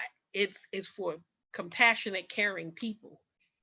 That's what nursing is all about. Okay. It's And just what's right. like the real difference between like a nurse and a doctor? Because I know sometimes, especially with gender, we kind of get caught up with that and say, okay, yeah, nurses are women and doctors are the men. I mean, we know that that's not true, but sometimes people kind of get caught up in that. But how would you explain that for young people who might be kind of thinking? I think that it's just a mindset people have been put into that. Like when I was younger, I can remember people saying girls don't play with trucks, boys don't play with dolls. That that's crazy. I mean, that it doesn't make sense. And in this case, it's the same thing. It's just the stigma that has been placed around it. But your passion and your desire and what you were built for is what you should go after. Um, I my son's future wife, I pray, she is presently in the process of becoming a doctor. Wow. So yeah, go for what Medical it. doctor. Yes, a medical doctor. Yes, Okay. yes. So it's not gender specific at all. It's That's what your passion is. That's awesome. That's awesome. And what advice would you give a young person, say if they are in high school and thinking about this as a career path? Because I know you talked about having like a non-traditional path getting to the space where you are now, but like Yeah. what would you tell them to do or to don't do right now if they're in high school and they're like, you know what, I might be thinking about this. Yeah, if you're in high school, start to prepare yourself, get into your sciences, do well, research the path that you want to go. I mean, if you think you want to be a NICU nurse, um, look at what that entails, find out from the colleges and how to carry over into the college atmosphere, what it is you're going to need. Look at what that particular field that you want to work in is. And like I said, unfortunately right now you can't go and shadow someone in the hospital. But if we get opened up again, go and look and see what's being done, and walk through a day with a nurse and see what it looks like, Mm, so that's a that you good can one. really be sure. But I would say to you, do well in school. Go. Don't let those voices get in your head and tell you you don't want to do that. That's not going to make you any money. And I can tell you, everything is not about money. Yes, we need money to live, but I'm Yeah, telling you, your purpose will afford you more than going after a dollar sign. exactly. Yeah. Absolutely. How is Rona affecting you guys? Like overall, I know you mentioned now, we can't do the visits and stuff like that. Oh, it must be bad. Uh, yeah, it can get pretty rough because now what we have to do, we have to wear an N95 mask, and then on top of our mask, we have to wear a surgical mask. Then when we have to put on the face shield, which is a plastic shield that comes down over your face. So first of all, some days it is very hard to breathe. Hmm. And you're breathing back CO2 because you have all of this stuff all over your face. You know what I'm saying? Covering your mouth and your nose. It makes it difficult when you're trying to communicate with people because you hear with your ears, but you don't realize how much you depend on hearing a voice and facial expressions and all of that Yeah. stuff. So it makes it difficult in that aspect. And then also you find yourself, you're like constantly cleaning, your area. Um, it makes it difficult with our families because, okay, so we're a family centered environment, but right now, that's not the case. So when we say, like, we go over to the OR and someone is in a C-section, the dad may be there with the mother. I don't know if that's still the case anymore because things change daily since this has Oh, happened.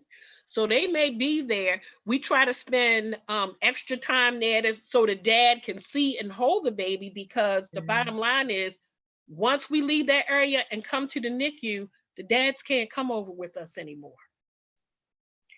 And they can't come the whole time that the baby is there. Wow. Only mom is allowed there with the baby. Yeah. So you can imagine. So you're not, the dad can't come, the grandparents can't see the baby, all of those things. Even We if have, they live together? even if they live together. Yeah. It's very difficult. This is more than just a physical thing. It's also um it plays on the psyche. I mean, everything. There's a Yeah. huge breakdown. It's heart-wrenching for us. I can only imagine what it feels like for them. Yes. Yeah. Yeah. What's the biggest risk to the babies though? Because I know some of the direction that we've been getting, like from some of our leaders, have been saying that, mostly like old people like most at risk, while, younger folks are less at risk. Is there a different type of risk? Like, what's the danger for the babies that you work with? Okay, so our babies already, a lot of them when they come to the NICU are compromised as far as the respiratory is concerned. Um, Fortunately enough, we have not had any COVID-19 babies. We've Thank had a God. couple of instances where the moms have been patients under investigation, um, and we haven't had any COVID positive moms in the NICU. So, but we're set up like we have rooms that have been set aside just for that. And I'm telling you, um, I pray we don't have to have to Yeah, I bet. understand what I'm saying. Yeah, it's pretty rigorous. Yeah, I bet. How many babies are you guys normally caring for like at one time? Because it sounds like you can't do like more than like two or three babies at a time. Okay, and that's absolutely the case. We take care of 2 to 3 babies, and that's based on what we call acuity. So you may have a baby that's on a vent, then you may have a baby who's on a high flow or regular nasal cannula, and then a grower feeder baby. And sometimes you will have the luxury of having a nursing support tech that will help you with the grower feeder baby. We also have cases where we have a baby who may need to be on what we call a cooling baby. And these are babies who may have suffered an insult from asphyxia where they didn't get proper oxygen. So to protect their neurological aspects of their care, it may be 2 nurses for 1 baby. Ooh. So we have the case where you may have 2 nurses on 1 baby. You may have the situation where you have a nurse and a baby. That's the only baby you're caring for. And that would be the same case if we had a COVID, positive mom delivering a baby. That nurse would only be taking care of that baby. Or like I said, you could have 2 or 3 other babies, depending on what's going on with them. So it's all based on acuity, how much intensive care they need. And how many babies, like at one time, with the NICU itself as a unit, would you guys so have? Like, our unit, let me get this right, has 25, 26 beds in our NICU, which is relatively small when you look at places like Johns Hopkins and university. They have more beds than we do. That sounds like a lot. 25 or 26 all sick babies, all needing special different care.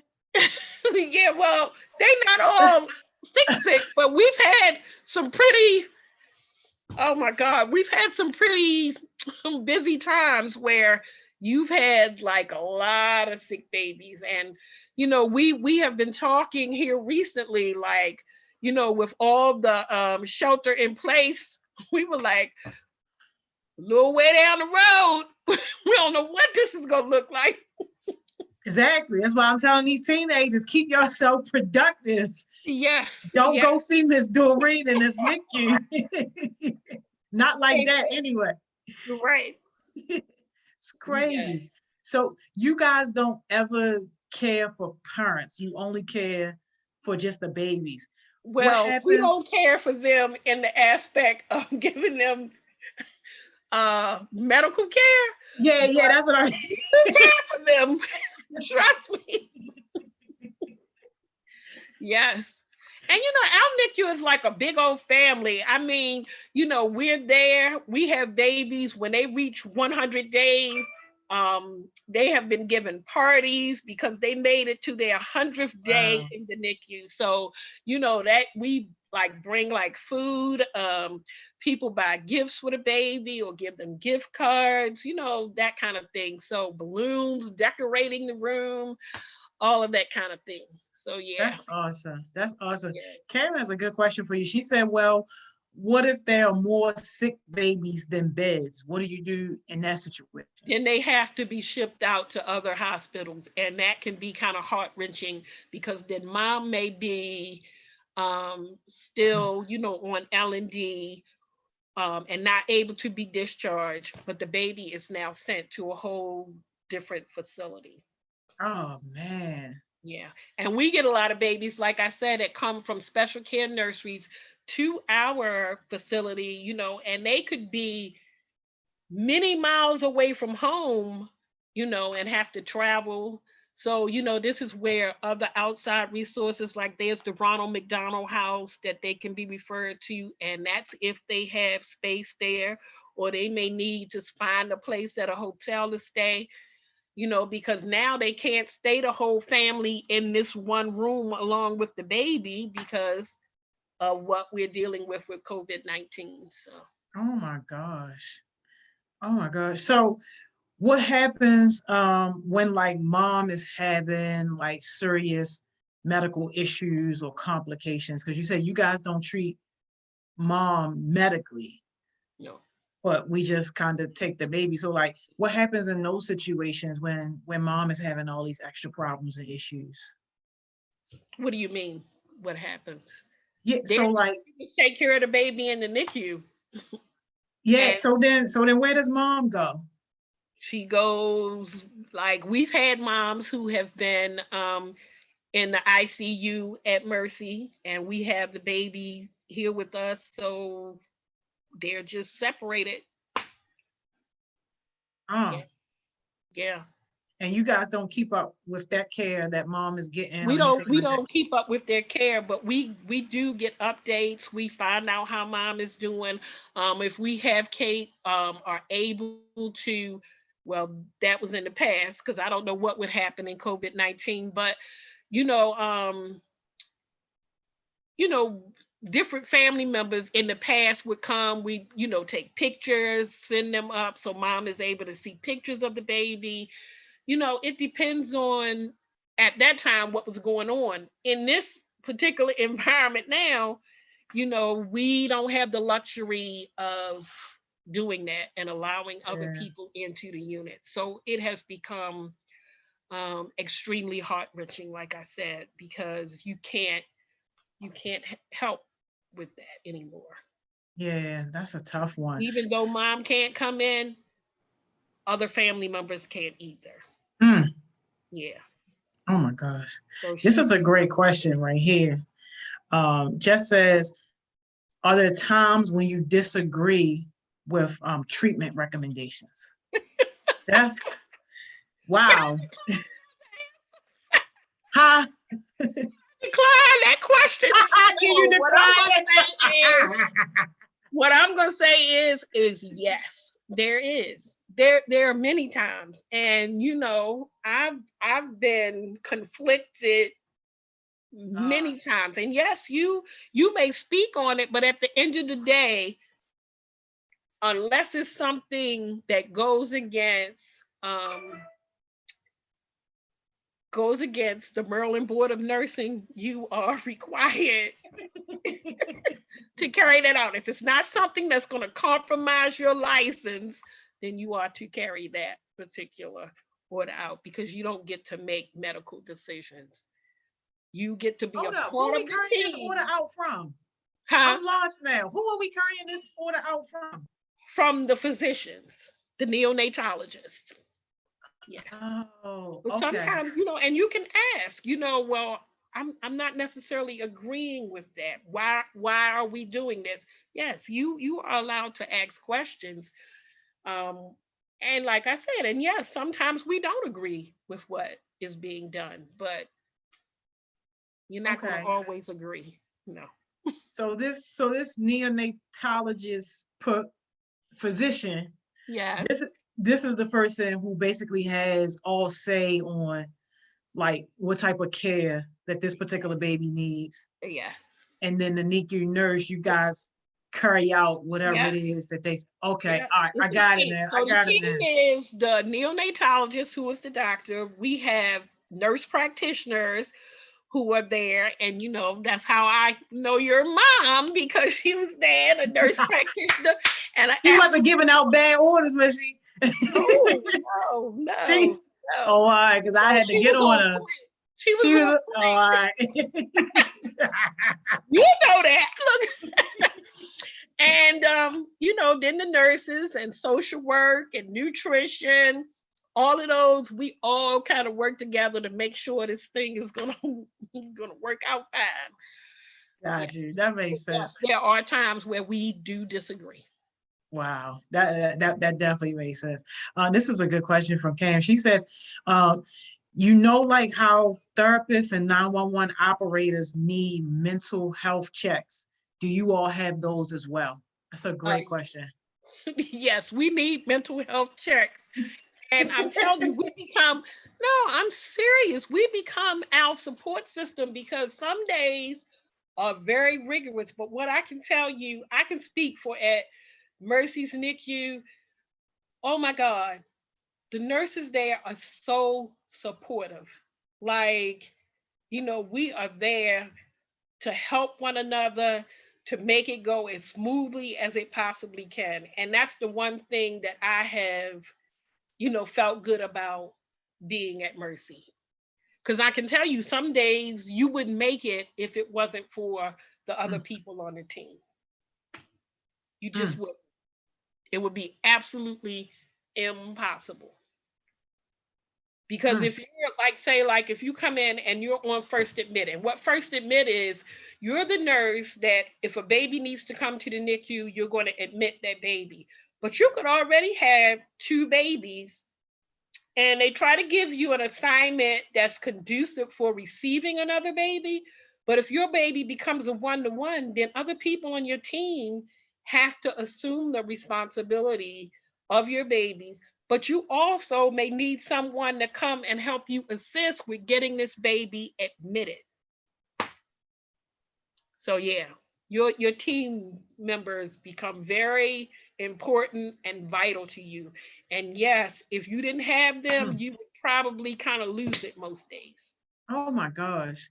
Have you ever seen anybody, I don't want to say give up, that sounds a little harsh, but have you ever seen anybody walk away from a job because of the mental and emotional stress? I wouldn't say that they walked away from it, but yes, I've seen where it begins to take a toll and they had to step away from the job. Yes. Oh my gosh. And do you guys do anything like special like for that to try to prevent that from happening? Because Cam has a comment in here that says maybe you could ask them to create a program. And I just asked her if she's talking about like mental health support. I'm assuming that's what she's talking about. But like, is it something like that? You know, the hospital, as a part of one of the benefits, is that you can go and seek, you know, mental health treatment. But you know, let me tell you, you know, she has this question, and it's kind of in her. Might be something she want to look into and develop that. You know what I'm saying? I'm telling you, your questions and your whys can become the path that you might want to look into. Absolutely. But yes, you know, the biggest thing, like a lot of times, like when I came, I was a very private person. I didn't want to talk about stuff. And I had one point where I was taking care of my mom. And at the time we didn't know it, but my mom was had ALS. And I was taking care of her and coming to work to this stressful environment.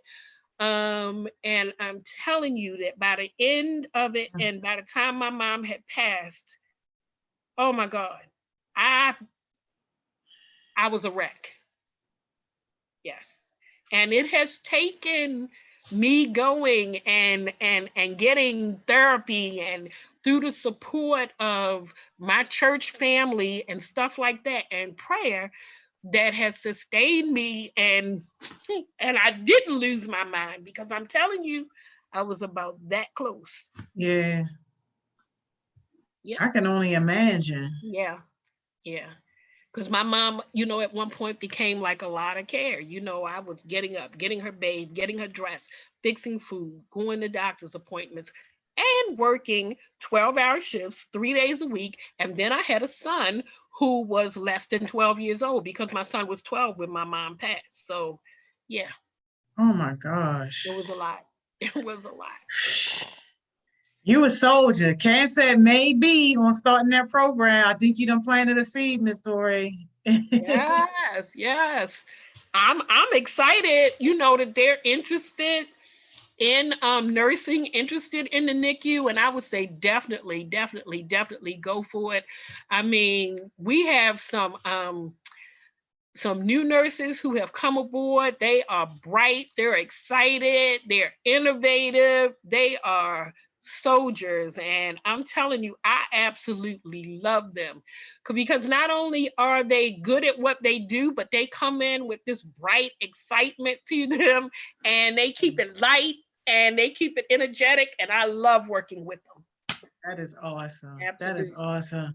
Man, this conversation was so good, Miss Doreen. Our time though, like the time always go by so fast. But before we let you go, I gotta ask you the one question I ask everybody.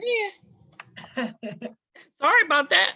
No, you good. I would say before I let you go though, I gotta ask you the one question I ask everybody. And that is your jewel. If you had to leave us with a jewel for today, what jewel are you leaving us with?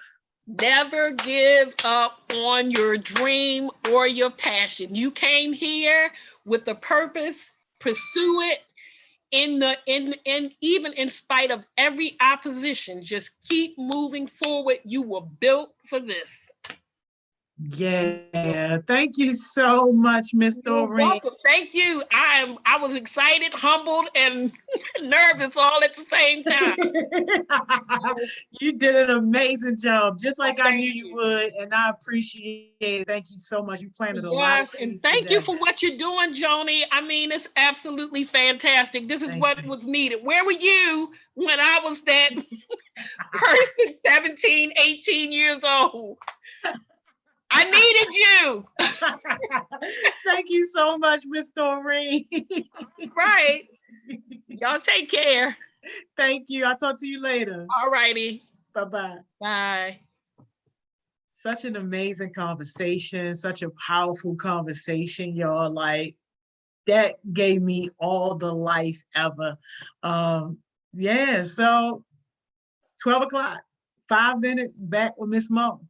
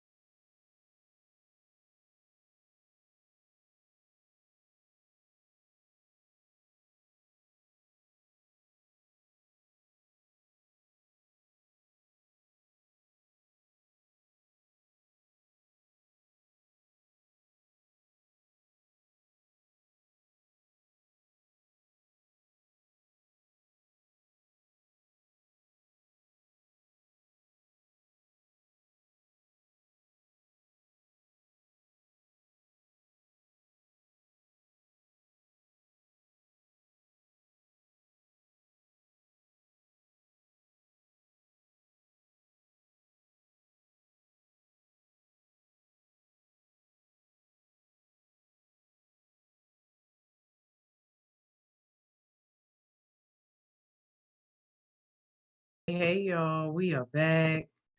Got Miss Mo coming on the scene. Man, we had a great day so far today. Miss Doreen was absolutely amazing. Like, such a great conversation and so insightful.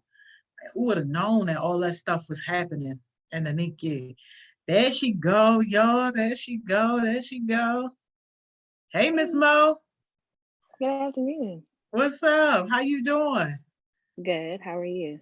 Good. I'm blessed. Can't complain at all. Happy winning Wednesday. Happy Winning Wednesday. Oh, We are here. We are here. yeah, man. How's it been going? Man, great as always. You know, Miss Simone always do her thing. Finished up our conversation on mentoring, amazing. Miss Doreen brought all the teaching us about NICU nursing and all that stuff. It was great and amazing.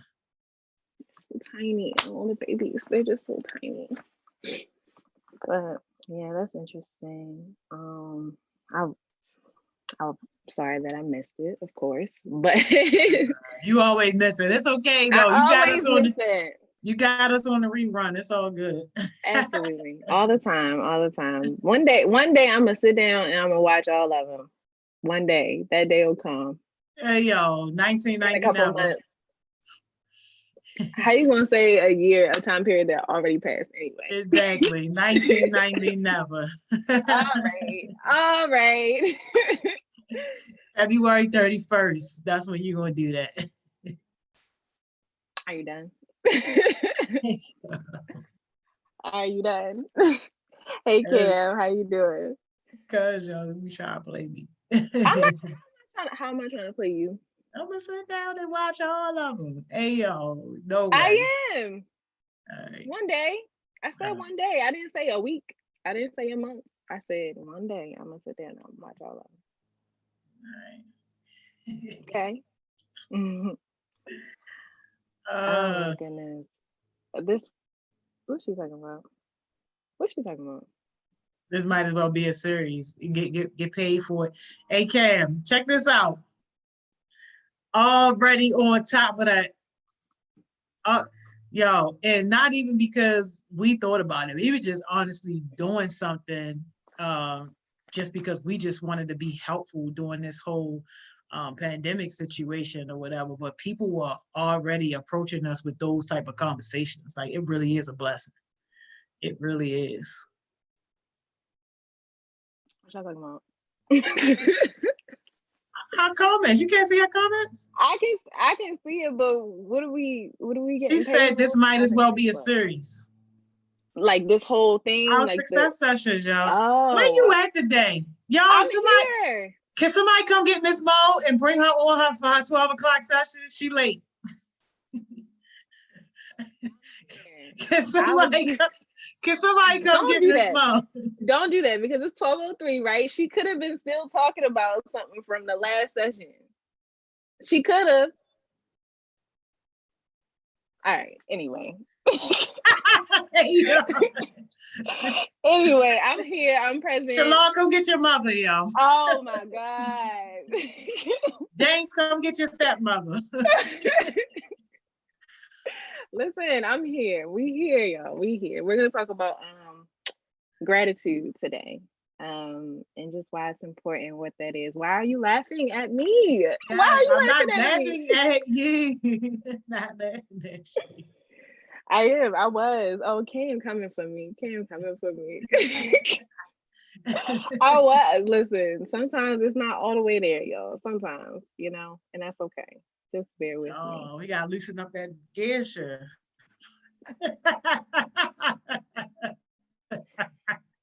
We not messing with Miss Joni today, y'all. Put that baby in reverse. Oh Bring it my back. God. Oh my God. We are not messing with her today. Well, actually, we are messing with her because she's gonna have to participate whether she likes it or not. So we're gonna mess with her for this purpose, but any other time we're not messing with her. So we're gonna talk about gratitude today, y'all. And kind of what that is and why it's important to have. Yeah, so we're just gonna get right into it. All right, so we're gonna start off. Hey Lamar, we're gonna start off just saying like, what are we thankful for right in this very, very moment, and why are we grateful for that particular thing or person or whoever? So I'm gonna go first. And then whoever's in the comments, I want you to literally write it out. What you're thankful for right in this very moment, in this second, and why. And then Miss Joni's gonna go too. So I am thankful that my Zoom app works. Because when I tell y'all that my Zoom app does not work properly for any other meeting that I have throughout the day, it's always a battle. It's always a struggle. I always either have to come back in and out. It crashes. It does whatever it does. But for some reason, every time I go and I log into this, it works. So I'm grateful for that. And the reason why I'm grateful for it is because I needed I needed to do these sessions. I needed to, stick to my commitment of doing a session at 12 o'clock. I wouldn't be able to see y'all and I wouldn't be able to interact with y'all if it didn't work. So that is what I'm thankful for in this very, very moment. Definitely. Cam said she's thankful for the HeartSmiles community. She said, you all motivate me and never make me feel isolated or alone. Work ethic. If I didn't want to work, I wouldn't get anything done. So thank you, Cam, for sharing that. I am most definitely thankful for the HeartSmiles community. Definitely a source of motivation, definitely a place where you don't feel isolated or alone. And I think that's very important because there's a lot of places, especially, just around, especially right now, where you can feel isolated and alone. And I've been in those situations too. And we have a lot of different people, a lot of different ages, a lot of different walks of life. And I think it's really, really hard to feel alone if you're part of HeartSmiles. So definitely grateful for that. She said, this chocolate cake I'm eating right now because it's so good. I'm not messing with her. That honestly, that sounds real good right about now. Not even gonna lie to you. But yeah, definitely. Miss Joni. Yeah, first of all, is that chocolate cake a homemade cake? Oh It's my a God. yellow cake with chocolate icing. If that's what it No, is, I need my slice. it's not that. It's actual chocolate cake. Oh no, y'all can have that. Y'all can have it. But what I'm thankful for in this moment, and why this is a great question. It's a timely question for sure. I'm definitely thankful for my network. And the reason why I say that is because, yes, success sessions would still be great, would still be awesome if it was just us, the HeartSmiles team, because that's just what we do. Like, we a whole pot of awesomeness. But to be able to have such a rich network that come and add value every single day, like that is something more than special. And I'm truly thankful for that. And I don't take it for granted. And it's just another one of those indications that we doing the right thing for the right reasons. And it just really feels good to be an example of what you preach. Like, we preach all the time about build up your network and connect yourself with good people and all that type of stuff. We preach that all the time. And whether or not people are paying attention, but we are living that example every single day and showing some of the benefits and some of the power of having a strong network, because there's no way that we would ever be able to get this much quality every single day if we weren't invested in growing our network. So that's what I'm appreciative for in this moment. Thank you for sharing. And I mean, this is going to lead into the rest of kind of the session today, but I think it's always very important to, especially in times where you may feel stressed or overwhelmed, to literally ask yourself this question, because it focuses. So you can say what you're grateful for, you can say what you're thankful for, but it puts that time aspect on it. So it makes you stop and literally think, in this particular moment, what am I thankful for? And why? And a lot of times that can lead you to find, find some peace in whatever kind of moment of chaos maybe that you may be experiencing. So thank you for participating. And Ken said it's chocolate as a thought. And Miss Johnny said, nah, so that's a no from her, dog.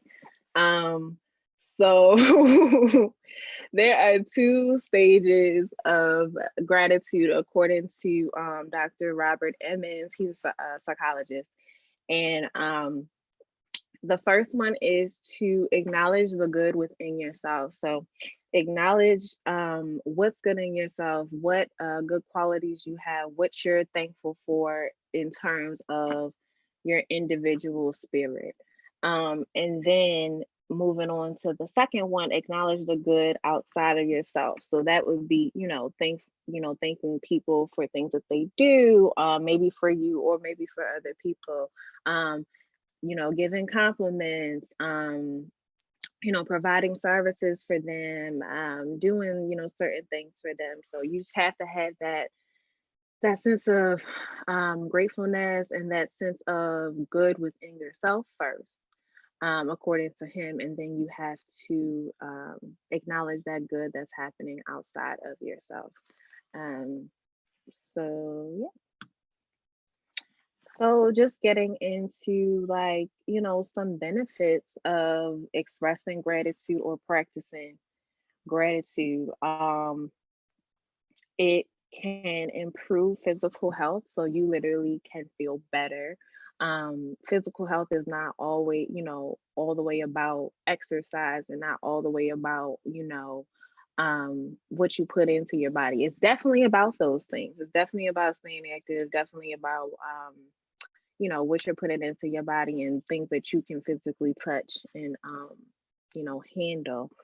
But physical health is also tied to your mental health. Physical health is also tied to your emotional health and intelligence. And so expressing gratitude can instantly make you feel happier, which can, make your body and make yourself feel better. So improving physical health, improving sleep. If you feel happier and you're in a better place and it makes you feel comfortable and good to, express gratitude for whatever you may be thankful for, it can help you sleep better. Improving physiological health. Like I said, physical health, emotional health, mental health, they're all kind of intertwined at some point or another. They're all dependent on one another at some point. So definitely can improve that. Increases empathy. So empathy, the non-dictionary definition, but empathy is basically being able to, this is my definition, being able to feel each other, being able to feel somebody else's emotions and being able to connect on an emotional level with something that someone may be going through. So like sometimes you might hear me say like I can literally feel someone else's like pain or sadness or anger. It doesn't necessarily make me angry or sad or like filled with pain. Not all the time. Sometimes it really does, and that's another conversation. But it just means that I'm, if you're an empath or you practice empathy, you're able to understand that person or people better because you're able to relate to their emotions and connect in the moment to their emotions. So gratitude is tied into that because you recognize, somebody did something for you and you're grateful for it. And that further creates an appreciation for that other person. So definitely can increase empathy. Can reduce aggression.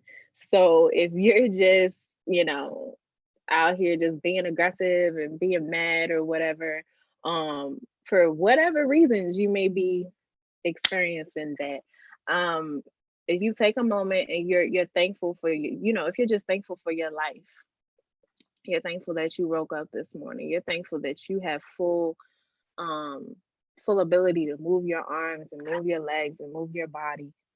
Excuse me. That can bring you down. I mean, that can bring you down as far as the aggression. So if your aggression is up here, if your anger is up here, if you're just feeling all this tension and you're up here, expressing that gratitude and experiencing that gratitude can bring you down to where you're just like, okay, I may be mad about this certain thing, but this is going well. Or I may be, irritated with somebody, but this is a person that I have, a good relationship with, a meaningful relationship, a relationship that I care about. And it can kind of bring you, to a more level head, if you're maybe experiencing that aggression.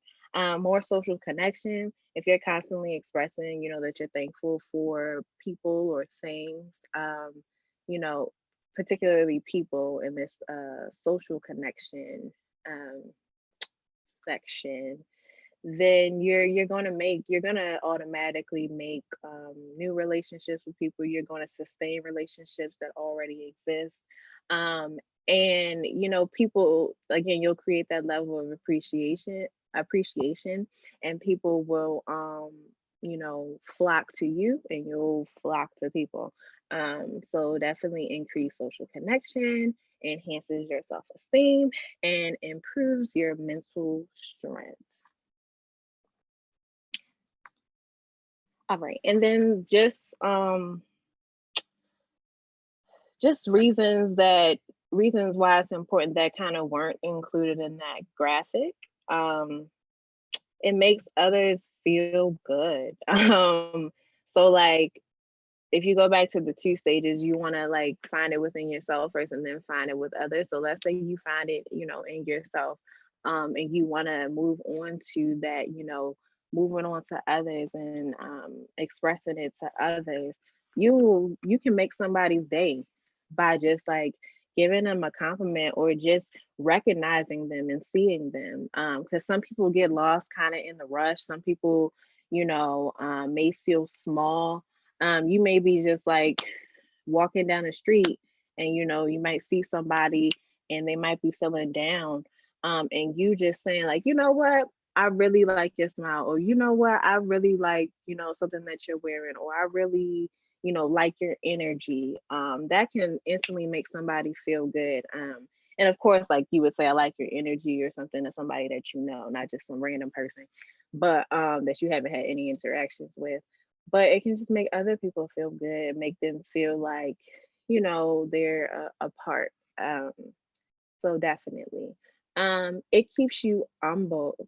um and that one's very important because you you want to be able to stay on a level where you're not conceited, where you're not thinking that you're doing everything, and that nobody else is helping you and nobody else is supporting you and nobody else came up with you. So it keeps you at that headspace where you feel, that you recognize that you had to lean on to others, or reach out to others for help, or reach out to others for support.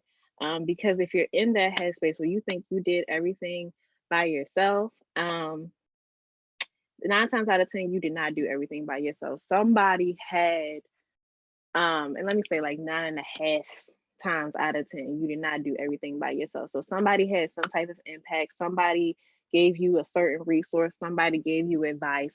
And so you just want to be able to recognize those people. And you don't want to become a bad, not, I don't say bad person, but you don't want to become like that annoying person that just is like, I did everything by myself. Nobody ever helped me. I don't need anybody, whatever, because you're going to need somebody at some point. And then if you don't stay humble, then those people are going to be nowhere to be found. And that support network is going to be nowhere to be found.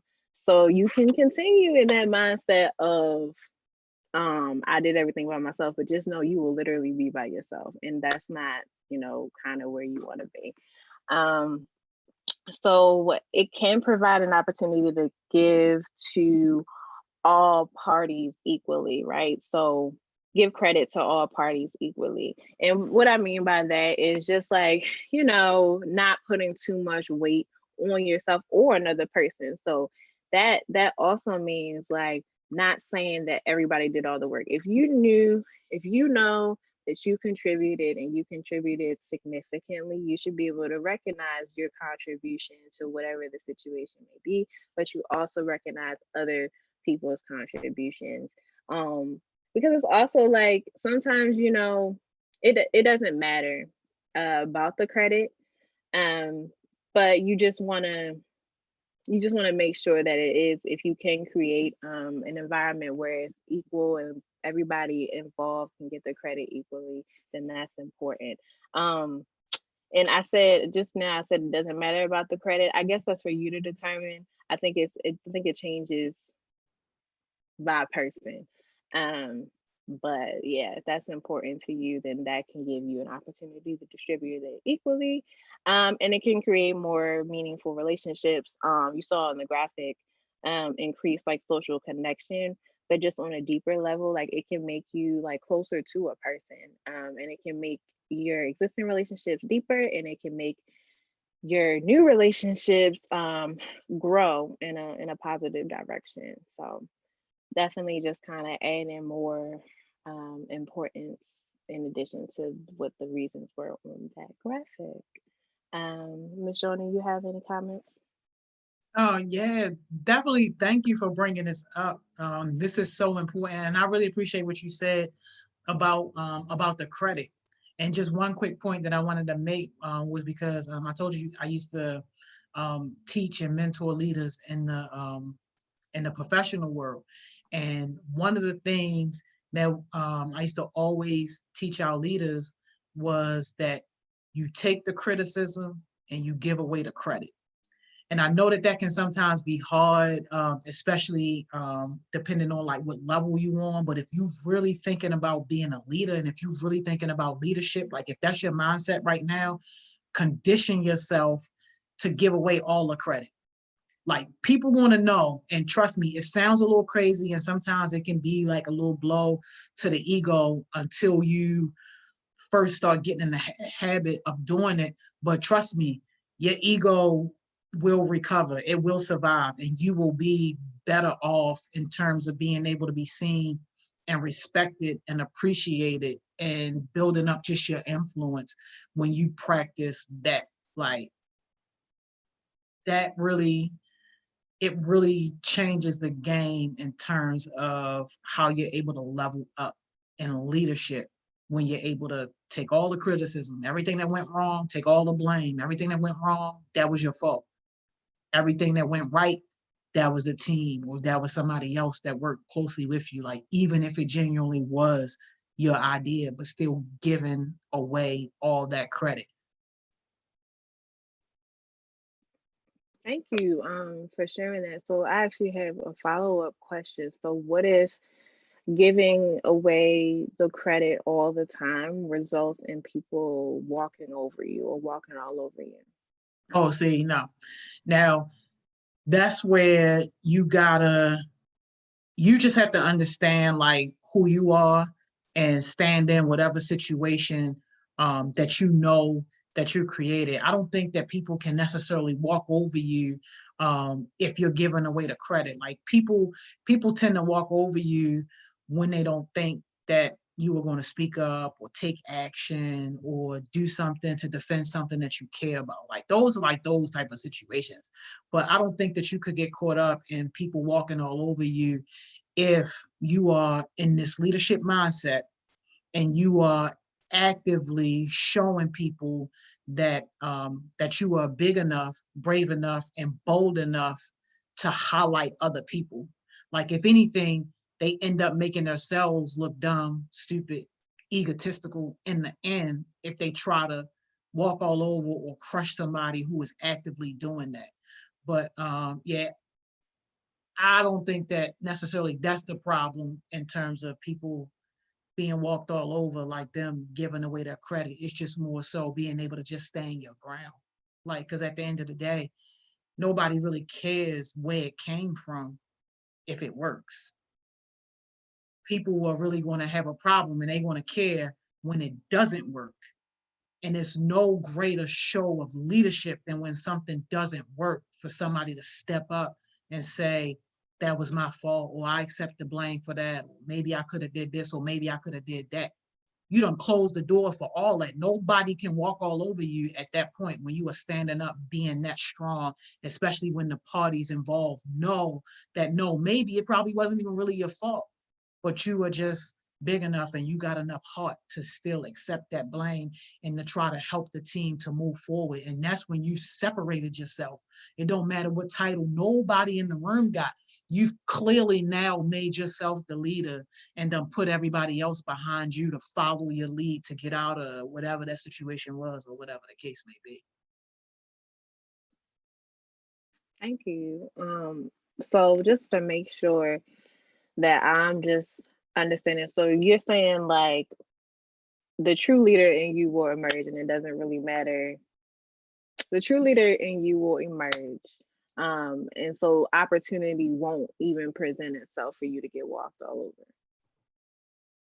Absolutely. And one thing that I say a lot too is that difficult situations and crisis situations don't break leaders.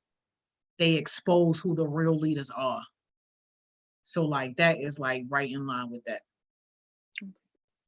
Thank you. No, I thank appreciate you. that. Thank you. And shout out to my sister too. Today is her birthday, y'all. Oh, happy birthday. That's good. Shout out to you, Asian Dabney. Yeah, yeah. So here we go. Okay. So, oh, real quick, Ken said, I was just talking about that with my mentor last night. Okay. If you want to share more about what kind of that conversation looked like, you definitely can. Because I think it's important for me. I want to see, honestly, personally, I want to see what that conversation looked like. But it's also important to just share that so other people can see too. So how do I practice gratitude, right? And I think it's important just to talk about, well, start with saying thank you. And I think a lot of times with when you see the word gratitude, you think thankfulness or being thankful for or something like that. So that's like common language that's associated with that gratitude word. So definitely just say thank you and practice actively saying thank you, whether that means better, whether that is to other people, to things, to, just kind of just things in general, just say thank you.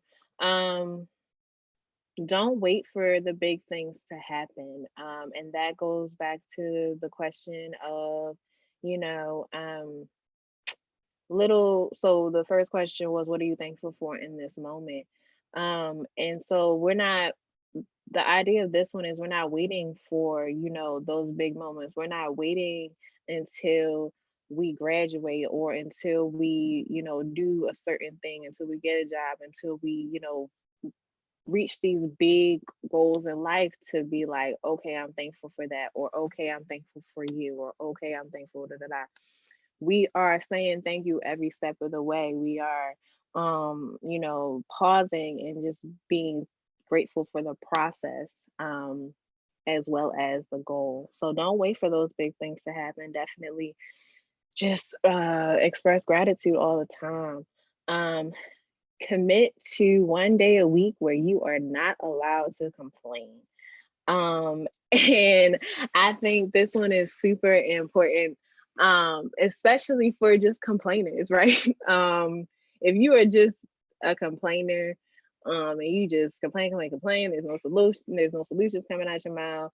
It's only the problem, and you're just like, I hate, I don't want to, why is this going wrong? Why, all that kind of language. Commit yourself to a day where you're not allowed to complain. You're literally in a day full of gratitude. You're in a day full of solutions. You're in a day full of positive experiences.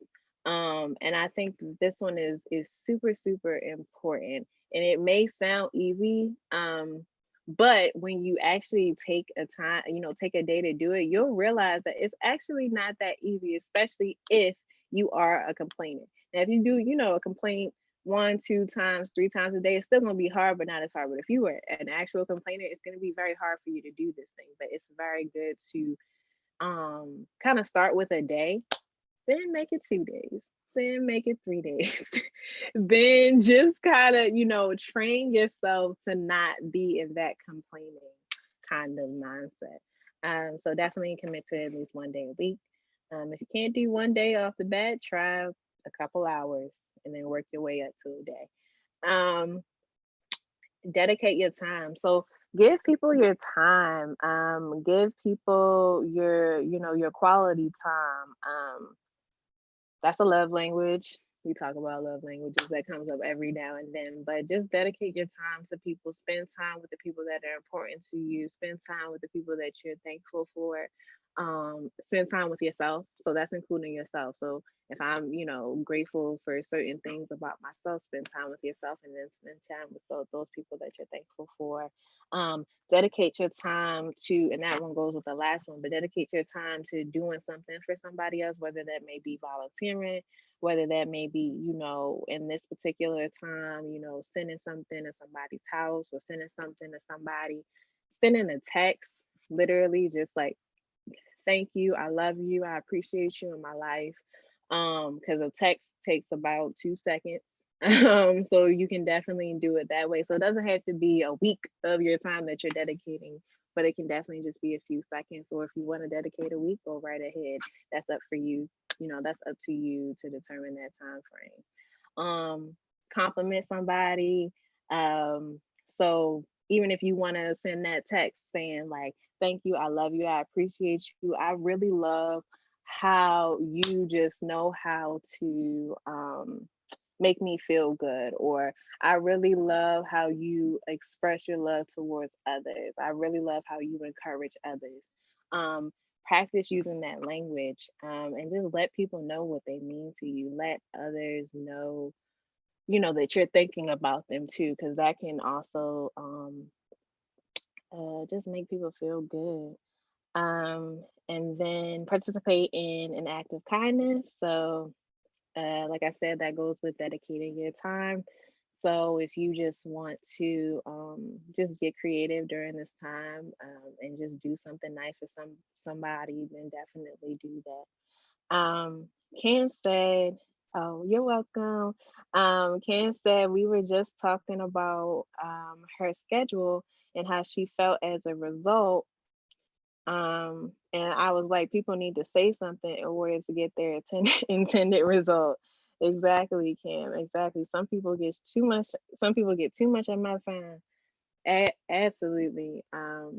Yeah, and you have to be able to determine with that, especially with this dedicate your time. Like, we're not dedicating all of our time. We're not dedicating all of our time. Dedicate some of your time. Determine what that looks like for you. But we're not dedicating all of our time to a person or people. And like Ms. Joni just said, like, yeah, sometimes you just have to be non-accessible. So yeah, just beware of the time that you're dedicated to people, because then you lose yourself, then you lose, and you at the very like core of that, like, you do not want to lose yourself.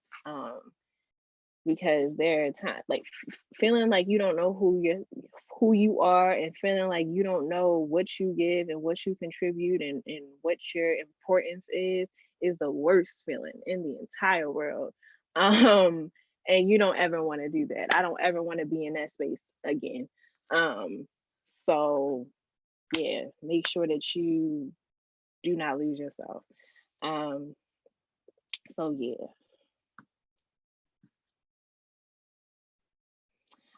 So just kind of, ways that you can practice gratefulness and see what gratefulness looks like. So we're just gonna go through a few exercises, but the idea of this screen right here is it's actually an app. It's just for iPhone right now and iPad. I'm not sure if it's for Android too, but It's literally called Grateful. The app is called Grateful. You can search it on the App Store. And it's just like a prompt. So we're just gonna kind of go through what it looks like. And just like what the purpose that it serves. And we're gonna answer the question. So we're gonna go through this app. We're gonna go through more of something that you could write down as far as practicing gratefulness, and then more of a long-term calendar. That's basically what it is. It's more of a long-term calendar of how to practice gratefulness. So this is a Grateful app. Once you download it and open it up on your phone, it's not accessible through like a browser. So like a Google Chrome or like Safari or Mozilla Firefox or whatever. It's not accessible that way, but you can create something that looks just like this, because the way that it types is kind of similar to like a notepad or something in your phone, or you can literally write it down. So it looks like this is the home screen. Very, very simple. So bottom left is just your general settings. So you can, decide how you want it to look. So if you wanted to, organize by date, by tag, by prompt, so by question, or if you just want a random situation, then that's completely fine. You can set reminders so that it reminds you, hey, like you didn't practice your act of gratefulness today. It can remind you every day. So like if you want to do it in the morning when you first wake up, it can come on as your alarm, or with your alarm. I mean, you can set up backup reminders too. So if you miss that alarm, if you hit snooze a couple of times, don't do that, because once you start doing that, it's hard to break out of hitting snooze. But if you want to kind of set up backup reminders, you definitely can. You can customize the kind of questions that you have. You can create a document that has all of your entries. It's a journal. So you can create a document that has and lists all of your entries. And then you can have a password if you would love that. And then you can back up to certain platforms, so iCloud, Dropbox, situations like that. Bottom right hand corner just has a calendar. So if you want to revisit some of your entries, or if you missed the day and you want to put an entry down for that day, then you can do that. It says today's date right now. And then so in the middle, there's a plus sign. And if you want to add an entry, you hit that plus sign, and this would be, for today. But whatever date that you're on, it'll change the date and the time for whatever that you clicked it. And then it'll give you your prompt. So it says reflect, and it says, what made you smile today? And then it says, use this space to react to the prompt above. For a different question, just tap the prompt. So you can just change the question if you don't like the question. I don't suggest skipping the question, because I think that it's important. Whatever question pops up on there, that you should, try to answer it the very best that you can. You can enter in a tag. I really don't see the purpose of tag words, but you can do that if you want to. And then you can do additional notes, or you can add a photo. So if the answer to which made you smile today is like your grandma, and you got a picture of you and your grandma, you can add it onto this entry. So I'm gonna answer the question again, and then Ms. Jones is gonna answer the question. And then we're just gonna practice doing that. So what made you smile today? What made me smile today was I was literally just watching something earlier this morning that I used to watch when I was a child. So it was just interesting, like watching it, because some of it was ridiculous and some of it was like, oh dang, like I get it now that I'm not like younger. So that definitely made me smile today. For this one, I'm gonna say, so like this morning, I normally don't check like emails and texts and stuff like that when I'm out like doing like my morning jog or whatever. But today I did, only because I know we got a lot of big stuff happening. And it made me smile when I saw that we had confirmed having that the multi-platinum producer join the success session with us on Friday with Dougie Fresh, along with Dr. Williams. Like that right there, I'm like, wow, big deal. Big, big, big, big, big deal. So yeah, that made me smile. Yeah, that's good. That made me smile too, because I just found that out just now. So that made me smile too. That's good. Cam said, oh, Cam, that the name of the app is called It's Just Grateful. So just search Grateful in the App Store and you can just download it. And she said that she's grateful for waking up this morning, listening to my music, or listen to her music. And she said, and my mentor sent me a scripture about God allowing me to prosper with his plan for me. Blessings on blessings. So yeah, a lot of things made Cam smile today. And so yeah, like, and I think that's really important, honestly, because you could say one thing, but 9 times out of 10, the answer is it's probably multiple answers to the question, because that's definitely not the only thing that made me smile today, but that's just one that like stuck out to me. But yeah, so just you can download this app if you want to. You don't have to, but it's just definitely a suggestion. So yeah, we're gonna do it again. We're gonna continue to kind of list things that we're grateful for. I just think it's super important. I don't think people take enough time. I think people spend a lot of time complaining and talking about what's going wrong. And it's easy to do that. It's very, very, very, very easy to do that, but it's just as easy as it is to complain, and just as easy as it is to harp on the bad things, it's easy to harp on the good things too. And a lot of times you can replace, those feelings of negativity with positive feelings. So, yeah. So we're going to list 5. Well, we don't have to list 5. If you can only think of 3, then that's fine. But we're gonna list 5 things that, or if you want to do 2, but I feel like you should do at least 3. We're gonna list 5 things that we're grateful for. And that can be don't do people. It has to be 5 things that you're grateful for, because people is next. So you gotta wait. So 5 things that I am grateful for. I am grateful that my job is continuing in the midst of you know what? I don't know whether to include God on this one or not, because God is not a thing, but God is not a person either. So I don't know. But I am grateful for God. I'm grateful for my faith. So that's one thing. Number 2, I'm grateful for my job that is still continuing in the midst of Corona and the midst of COVID, and that I'm given the opportunity to work from home. I am grateful for an internet connection, because if I did not have one, then I would not be able to do said work, but I also wouldn't be able to interact with you all, and I also wouldn't be able to do things with HeartSmiles, and I also wouldn't be able to do, certain things that I'm used to doing with internet. I wouldn't say I wouldn't be able to do them, but I wouldn't be able to do them in the way that I'm currently doing them. I'm grateful for my life. I'm grateful for my life. I'm grateful, like Cam said, that I woke up this morning, that I'm breathing. And I'm grateful that I am without, any kind of major health issues at the moment.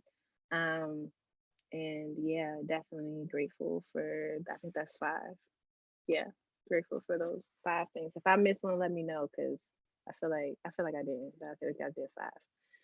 So, Miss Joni, things that you're grateful for. All right, yeah, I was writing mine down because when you said 5, I'm like, 5. You could do 3. You could do 3, but we practicing. We're practicing.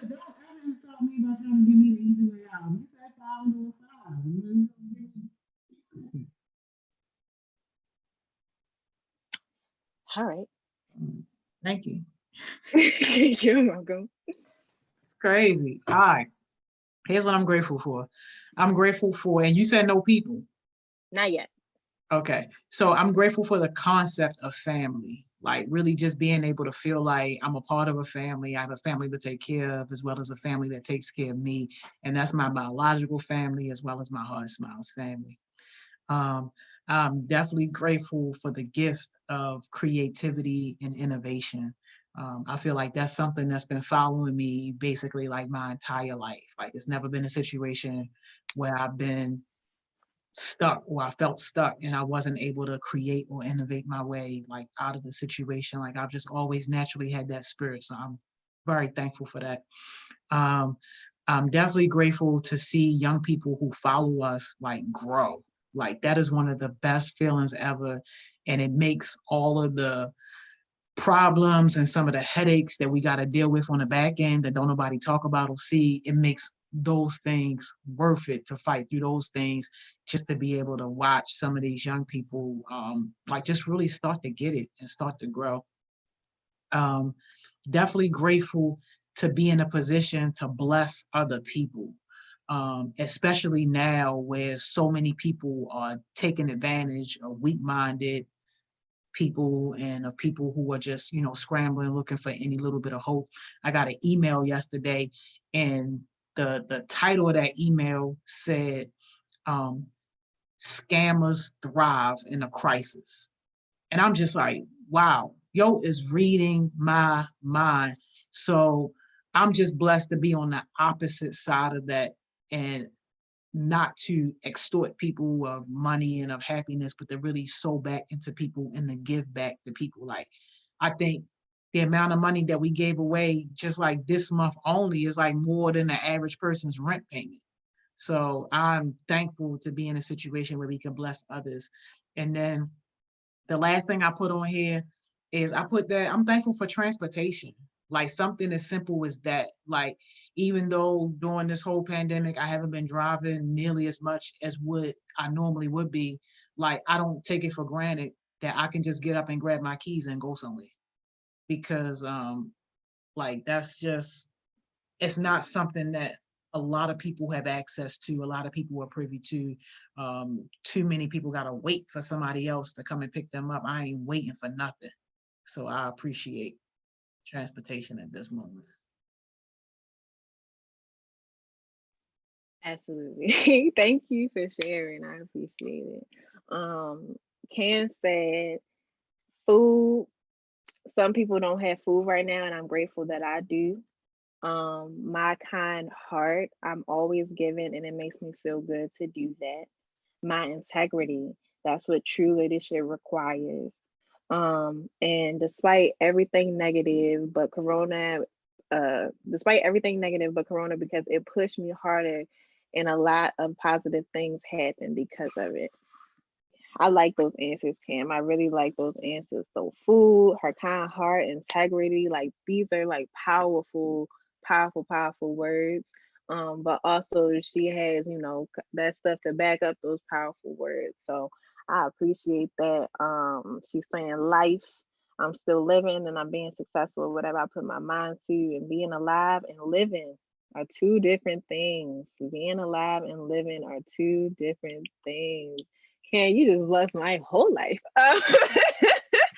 Just now, you just blessed my whole life just now, because definitely being alive and living are different things. Because you can exist, and you can, exist in the midst of others, and you can let opportunities and let people and let things just kind of pass you by, or you can choose to participate. You can choose to make an impact, and you can choose to interact and create and innovate and participate, and just you can choose to do all of those things. So I definitely agree, Ken, with that particular statement. That's a really good one. Thank you for sharing and participating in that particular exercise. And then we're just going to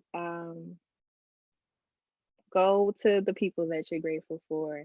So this prompt says it says list 3 people that have made your life happier. But however you define the people that you're grateful for. So this is not in particular order. This doesn't mean that the number one person that I say is like the number one person that I'm grateful for. But just in this particular moment. So I am grateful for to Miss T, Coach T, Tanera, Miss Tanera, however you want to identify her. She was on one of my sessions previously, but I also identify her as my best friend in the world, but she also is my cousin, but she's also my god sister, and she's the closest thing. Well, one of the closest things that I have to a sister. So, and I would call her my sister. Obviously, like I don't have a biological like sister that was born like before or after me, but that's my sister. And I'm just grateful for her, particularly yesterday, where we just took time to, you know, have a conversation. She texted me and she was like, this is the longest that we've gone, you know, without seeing each other since birth. And she's not even lying. Like we don't live that far away from each other, but this is the farthest, I mean, this is the longest that we've been, that we haven't seen one another. So I'm just grateful for her. I'm grateful for my parents, or my mom, or I don't know, that's 2 people, but they're gonna be counted as one for today. Grateful for them. And then I'm grateful for this is only 3. Ugh, okay, yeah, this is only 3. So I'm gonna just put family and I'm put backslash biological HeartSmiles friends. So just all those people that I consider my family and consider, you know, just close to me, and I'm close to them. I'm grateful for support. I'm grateful for opportunities. I'm grateful for just good, genuine people. So those are my 3. That's not 3. It's a lot of people, but I just put them all under one word. But yeah. And then Miss Joni, close us on out with the people that you're grateful for. Yeah, it's 12:52. Is what? It's Dang! 12:52. Oh, this is crazy. All right, okay. All right. So I gotta say my sister first because it's her birthday. So shout out to my sister. I'm definitely thankful for my sister. And I ain't even gonna lie to y'all. Me and my sister, because our age gap is so big, I didn't really appreciate having a sister when I was younger because I always had to babysit. And my mom was like, I can't go nowhere unless I take my sister. And I had to, you know, do things while my mom was out working. So I didn't really appreciate, like, we didn't really become like what I would say, you know, like friends until, you know, like later on when we both were older. And it wasn't necessarily a burden for me, but I definitely appreciate having somebody who is complete opposite of me. Because if y'all know me, my sister, like we complete opposite. Like, yo, she try any and every food, and I'm like, no, I don't want that. But that's how she got me hooked on sushi. Like it's just crazy. Like I'm a true introvert. She is definitely the social butterfly, the life of whatever party. But today is her special day, so I really appreciate having her as my sister, and just for her life and her being everything that she is. My mom is up next, absolutely. Definitely appreciate my mother because she was like the first example of leadership before I even knew what the word leader was. Like she was an example of that. And also part of the reason why I don't wait on nobody and why I don't let nobody stop me, because I watched my mom do that, like through her example. She wasn't never waiting on nobody. She wasn't never, you know, sitting around waiting for something to happen. She got up and she made it happen. She did what she needed to do. And then these, I kind of put them together. I say my nieces and my nephews, and I say that I'm very, very thankful for them because they give me the opportunity. Oh, and along with my godson, they give me the opportunity to like parent on a part-time basis. So like God knew what he was doing when he didn't give me no biological kids, because I would have kicked them out by now. Like my patience ain't all that good. So I appreciate having people that I can send home that I can drop Lord jewels, I can influence their life in the way that I want to, when I want to, and then say, all right, see you later. I'll see you when you when you come back. And they make me stronger and better to deal with my HeartSmiles kids, who I am definitely appreciative for. But if I had biological kids, I just really don't think that I would be doing this work. My patience would be on a zero. So. Oh man, okay. Thank you, Miss Joni, for sharing.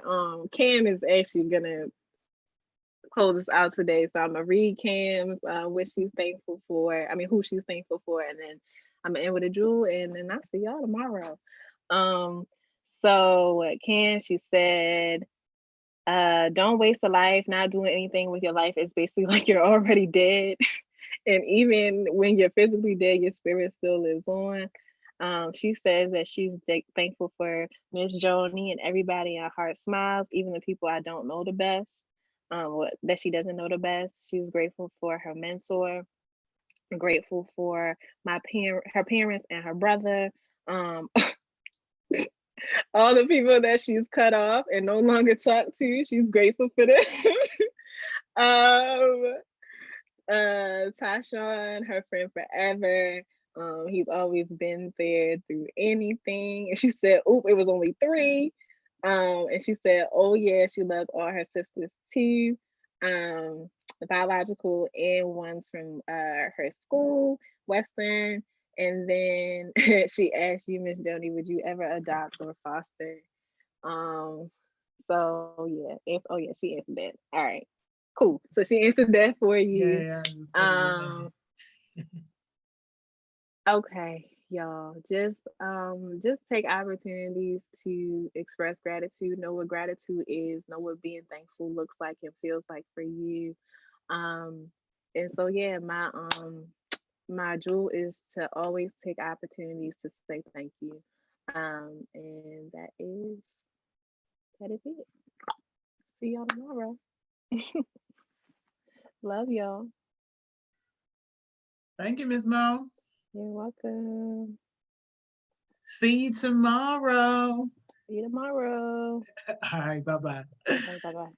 Yo, another amazing session, another amazing just conversation. Like, I love it, this whole gratitude things. Cam, no, I am way too old. No, I don't want no grandkids. I'm good. I can skip that whole part. I am fine. But I was seriously thinking about like being like a foster parent or adopting kids like at one time. And I had went through like the process to get certified and all that, and like they really was on me to do it. But I've really had to look at myself and look at my lifestyle and just really kind of be real with myself on whether or not that was a lifetime responsibility that I wanted. Because like a lot of people was doing it like, you know, just to get the check, just to get the money, and that ain't me. So the money wasn't even really a factor. It was more so the commitment. And, you know, even though you would only be committed for as long as you wanted it to be, I didn't want to put anybody in another traumatic situation if I got them for like a year or 2, or maybe even a couple of years, and I wasn't able to see them through at least until like 18 or 19 or something like that. And yeah, like it was just one of those things where if I got a taste of it, I was just like, no, because it was one time where I had up to 4 boys living with me. Like, I don't know why boys be attracted to me, but like I had 4 young men who I was taking care of, like for real. You mean yo, buying the food, cooking the food, taking people to school, parent conference meetings, like all that, doing the absolute most. Not for me. Y'all can have it. Like, I'll do my little touch and go parental thing.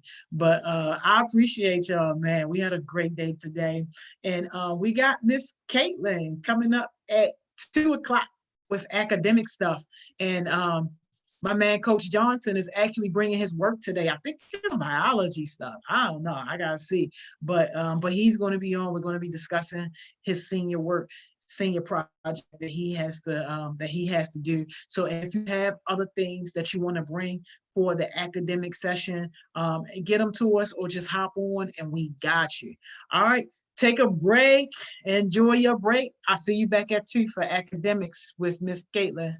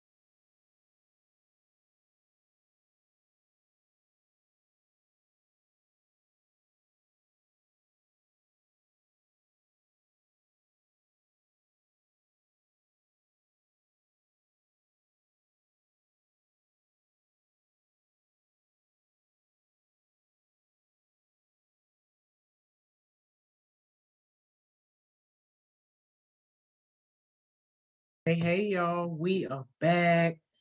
Got Miss Kaitlyn about to join us. Coach Johnson about to come on. Academic session. Ah, Hey, Miss Kaitlyn. hey. What's My lighting up? is weird. I don't know what's happening. Oh, yeah. What's How's it going? up? Man, good. Blessed. Can't complain at all. I had a great day today. Yeah, great. Who's been on so far? Yeah, super excited. So Miss Simone and Miss Mo, they Mhm. always do great sessions. And then we had Miss Doreen on today, and she's from Mercy's NICU. She's from So what? Mercy Hospital, the Oh, Mercy NICU. Hospital. Oh. Uh-huh. She works in the NICU with the babies. Oh. So yeah, so she was just walking us Wow. through that journey and talking to us about that. Yeah, it's Oh, amazing. that's so cool. Super excited. So and then also I don't know if you got a chance to get on this morning, but we confirmed that we having another special guest with Dougie Fresh on Friday. Who? His name is Artie Green, and he's a platinum award winning producer. What? Yeah. Whoa, cool. Yeah, big deal. Really, really, really big deal. So I'm excited. And I told you Amaya's going to help us moderate that. Yes, that's so exciting. So yeah, it's going to be cool. Principal Skinner, the Dawn. Hey, are you the dude I was talking to in IG about engineering? Man, so this kid hit me up. I want to say he's 15 and want to share his knowledge about engineering. What? Cool. Mm-hmm. Yeah, yeah. So not on this particular one, principal, but I was saying that you want to at least come on, see what we do, get familiar with the format, and then bring you on. Like we always have kids join our sessions. Always, always, always. We waiting on Coach Johnson right now, who's actually going to join this one. This one is our academic session though. So this is where we do like all academic stuff. Miss Kaitlyn be breaking it down and whatever problem you got. No, she do it. She do it. Algebra, trigonometry, biology, all that. She do it. Yeah, and today we're actually so I don't know if Shalot told you, but his teacher took back the documents for his senior project because they're going to revise them or something, and then so we're going to do Spanish today instead. Spanish? Yeah. Yeah. So y'all can't make fun of me because I haven't done Spanish in a long time, but I'll do my best. Oh man. All right, we're gonna get it popping with Spanish. Yeah, principal. Yeah, you are a blessing, man. I'm glad that you want to share your knowledge with us. I'm gonna connect you with Miss Mo and Miss Simone so we can figure out when to actually have you on. But yeah, keep joining, keep coming through. I'm excited. I'm excited to learn some stuff from you. Here go Coach Johnson, y'all. He's here. He's coming. Man, one thing I know in Spanish is hola, amigos. Great, that's fine. That keeps you friendly, you know? Yeah, we'll see what he has in store. He didn't share it with me beforehand, so I'm not super sure what we're gonna be doing. Okay. All right, well, we're gonna figure it out. And I'm pretty sure Coach Johnson is in the ghetto today. Talking about he in the car. Okay. Wait. You see that he's like trying to get, or so yeah, he's trying to get on, right? He right here. I let him in.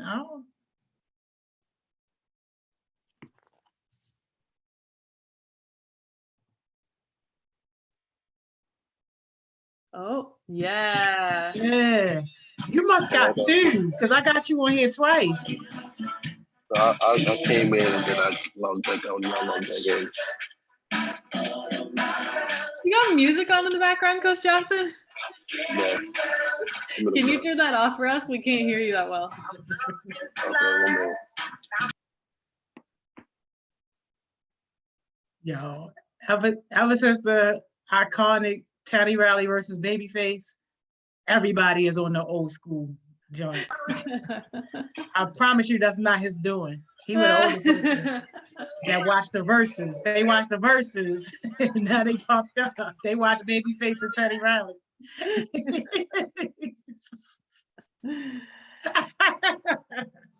All right, Coach, what do you got for us? What are you thinking? More about like Spanish to work. Okay. Do you have anything in mind? The vocabulary words. SR. Wait, I can only sort of hear you. Did you turn the music back on? No, turn it down. I said the music called the vocabulary word called SR. It's ESTR. I really don't know how to like pronounce it because it's like Spanish, but that's the best I can. Like that's the word we're working on.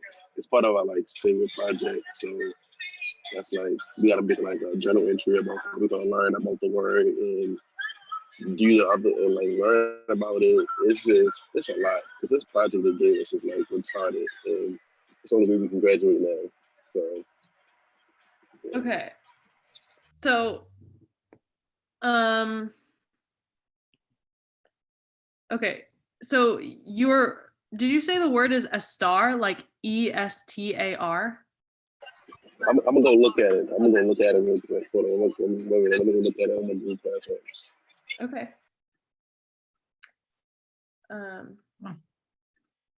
Yeah, I never heard of that word. Y'all above my head already.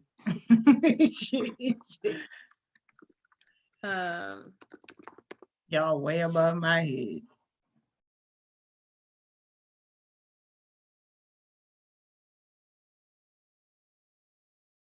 So I'm gonna wait until he gets back, but I think we can work with this. I think we can definitely work with this. And that's crazy how they attaching something to somebody's ability to be able to graduate. Yeah. Like, especially with everything that we got going on. Like, come on now, y'all ain't gotta be that harsh. Right.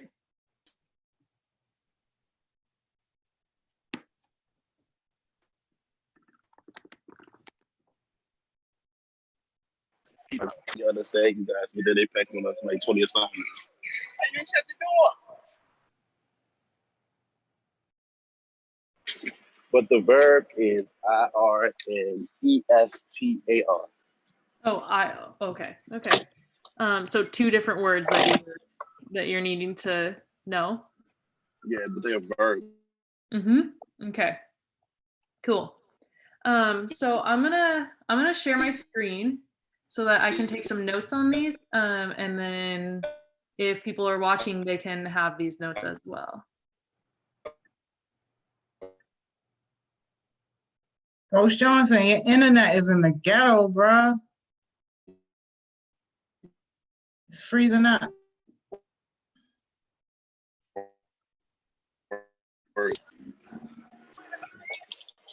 Let me see it out here. There you go. You back. Oh, you was back. Miss Joni, can you see my screen that I shared? Yes, Esther. Perfect. All right. Coach Johnson, can you see my screen?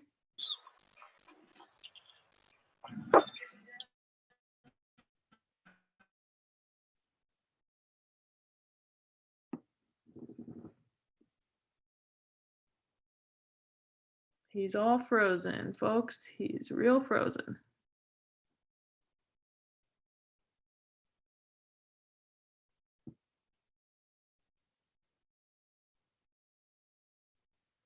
I'm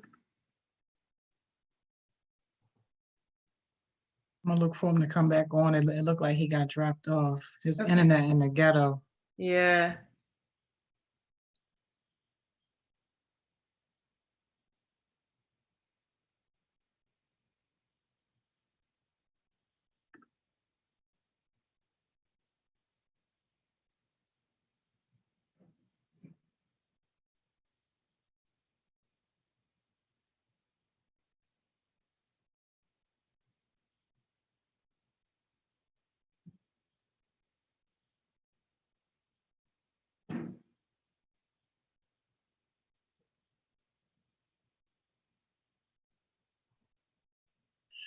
He sent me a text. He trying to get back on. He said that's that Cherry Hill signal.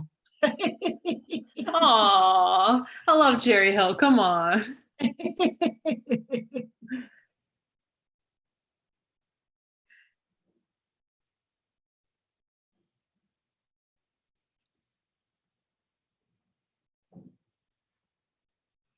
Okay. We're actually going to break this up into two little mini lessons.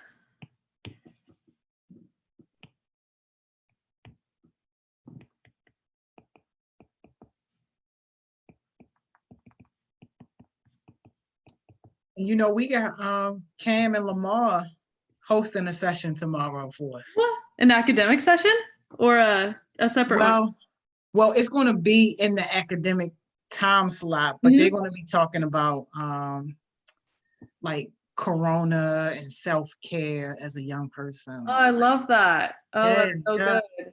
Mm-hmm. And they're planning the whole thing? They planning the whole thing from A to Z. Awesome. Their whole session. Yeah, I'm excited. That's so good. Cool. Yeah. I haven't had anyone else reach out to me. I helped a couple people who messaged me. So anyone who's watching, you can always message me and I'll answer some questions for you. But I haven't had anyone else ask if they could get on today. It's all good. They coming. Thanks.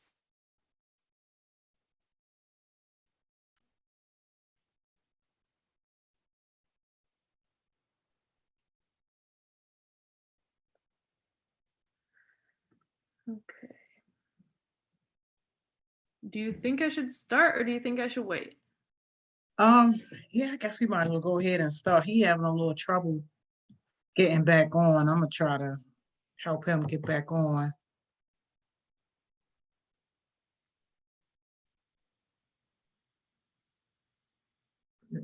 Yeah, I mean, if you don't think it's gonna be too much trouble.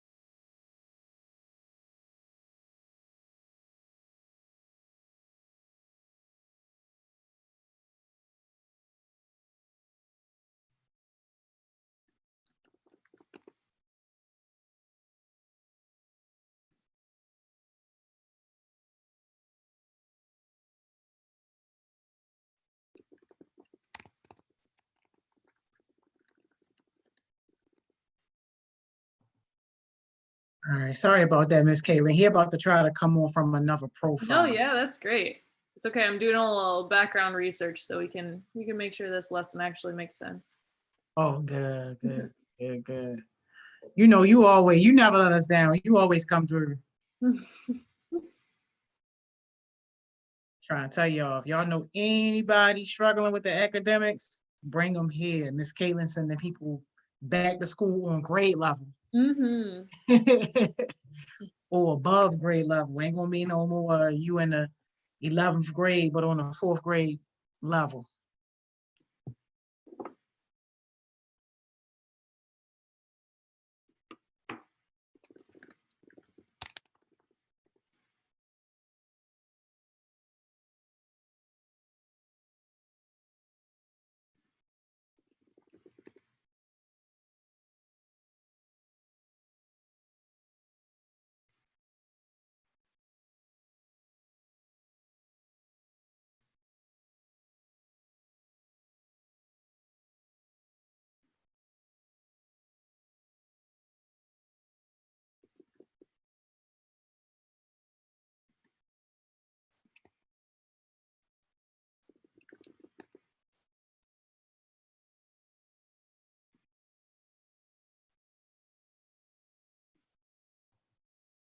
All right, he coming, y'all. So Woohoo. sorry. Man, this what happened when your internet in the ghetto. It's no problem. We can wait. He coming. He getting on from this other profile, so he gotta put in like all the digits. Mm-mm-mm-mm.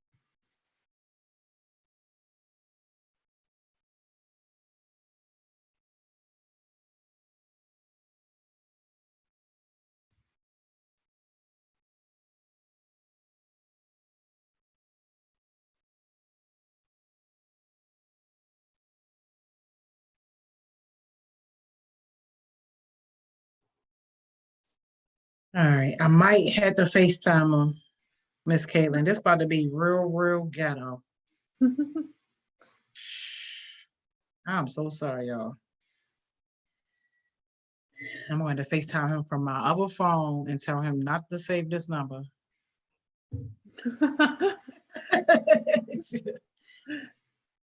Crazy.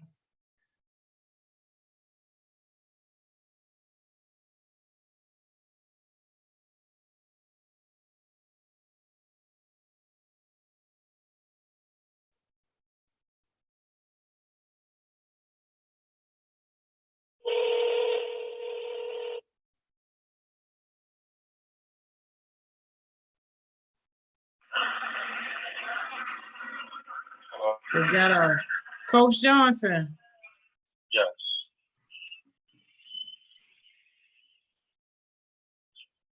Yeah. Yeah, I can hear you. I'm getting you on the FaceTime. So you can see the screen.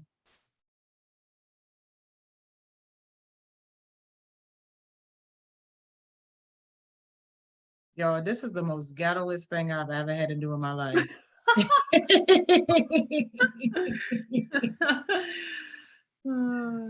Yay, Lamar, I see your comment. That's amazing about Mr. Kennedy. Yay, big old group FaceTime. This is just a mess. Come on, buddy. Coach Johnson, can you hear me?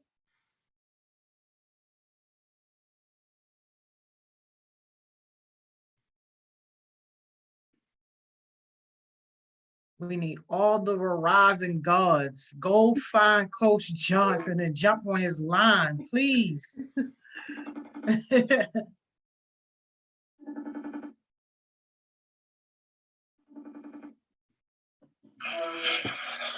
There you go. All right, there you go. All right. I got to fix it. Can you see the screen clearly? Yes, I can. Okay, great, Yeah. great. Yes. All right. Can you Cool. hear Miss Kaitlyn? Can you hear me, Coach Johnson? Yes, I can. Sweet. Okay. My other question, can you see my screen?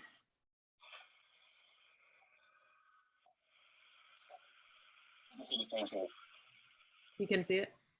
Okay. Okay, cool. I will start. So I'm going to break this up, Coach, into 2 different lessons. I'm going to start with your first one, which is a star.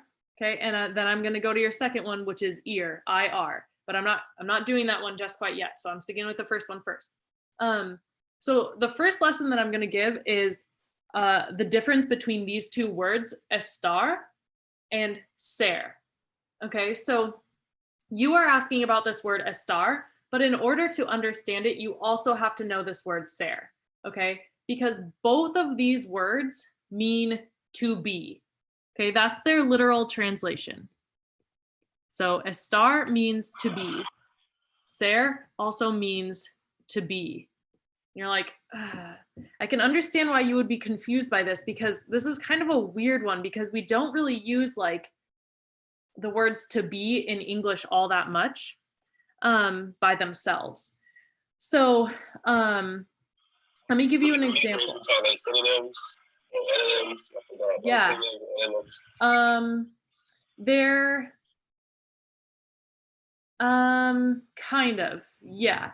They mean two different things, and I'll show you what the difference is, but they both mean to be, but they mean to be in two different contexts. Okay, so the first one I'll show you, you can often think about estar as being things that are more temporary. And you can think of ser as being things that are more permanent. Now, this is not like a rule that you can follow 100% of the time, but in Spanish too, you can follow that rule pretty much all the time. Okay, so you can think of estar as temporary and ser as permanent. So an example of this, of estar, is if you're talking about something like a physical state or an emotion. Okay, so you would use the word estar. Okay, another reason why you might, so if you are feeling, I'll give an example in English. So I'll go through this first in English, and then we'll talk about how to write it in Spanish. Okay, so if I wanted to write something like, I am happy, I would use the word estar. Okay. How is that? I am happy. Okay. Now I see, because you said in the physical state, what emotions, right? Miss Joni, could you hear him? I couldn't really hear him. Yeah, he said he was just clarifying. Is that because happy is an emotional state? Yes, that is why. Because happy is an emotional state, and that's what we're describing. Okay, so I guess the first part. Happy. Say it again. He said, so you would say a star happy. So yes, you would say something like a star happy. I guess maybe a more helpful thing to do would be to tell you what these words mean. So yeah, so in Spanish, you know how we use the words like to describe I am blank. You could also, if I wanted to describe you, I would say you are blank. So let's use the example of happy. I am happy. You are happy. Okay, I could also say he or she is happy, like Miss Joni is happy. Is happy. I could also say that he. Say it again. She in Spanish is who? Ella. Oh, Yeah. Bella. Yeah. So we're gonna get to that in a second. Oh, Ella. Yeah. See, I don't know. So I'm gonna write them all out in English, and then I'll tell them to you in Spanish. So I could say I am, I could say you are, I could say she is, like Miss Joni is, or I could say we are happy. Right? Or finally, the last one is I could say they are happy. So them over there, they are happy. Okay, so this word happy is gonna stay the same the entire time. Okay, it's not gonna change no matter who I'm describing. Okay, so similar to how it doesn't change when I say I am happy or you are happy, the word happy stays the same. Okay, and the word happy in Spanish is feliz. Okay, So. Oh, so like Feliz Navidad. Yeah, exactly. No, exactly. Like basically Yo, the like ghetto. Christmas, right? So let me get rid of this guy up here really quick, and we'll just talk about a star. And if we need to, we can come back to Sarah. But so if I wanted to say I am happy, okay, I would have to use what they call a conjugation of the word a star. Okay, so you conjugate it, meaning you change the ending of it to fit who you're talking about. Okay, so if I'm talking about me, myself, I would say yo, because I'm talking about myself, I. Yep. And then I would say estoy feliz. Okay, so here's what this translates to. Like you said, yo is I, and then estoy basically means am, but it's the me version of am. Okay, so and then this means happy. So remember that we're working with the word estar, right? So all I did here was I took the first 3 letters and then I just added oy on the end. So oi. Okay, so I changed it from a star to estoy. And this is always going to be the case when I'm talking about myself. I'm always going to use estoy. Okay, so we have our first situation, and this is talking about me. And so I'm going to write estoy. So I'm going to write this. I'm going to write all the conjugations underneath the word estar. Okay, so let's go on to you then. If I'm talking about you are happy, I'm going to say tú, because this means you. Then I'm going to say estás. And it has an accent over it. Tú estás feliz. Okay, so what this is saying here is you are happy. Okay, so I'm using the same word, estar, but all I'm doing is changing the ending of it. Okay, so for saying you, I would use estás. Okay.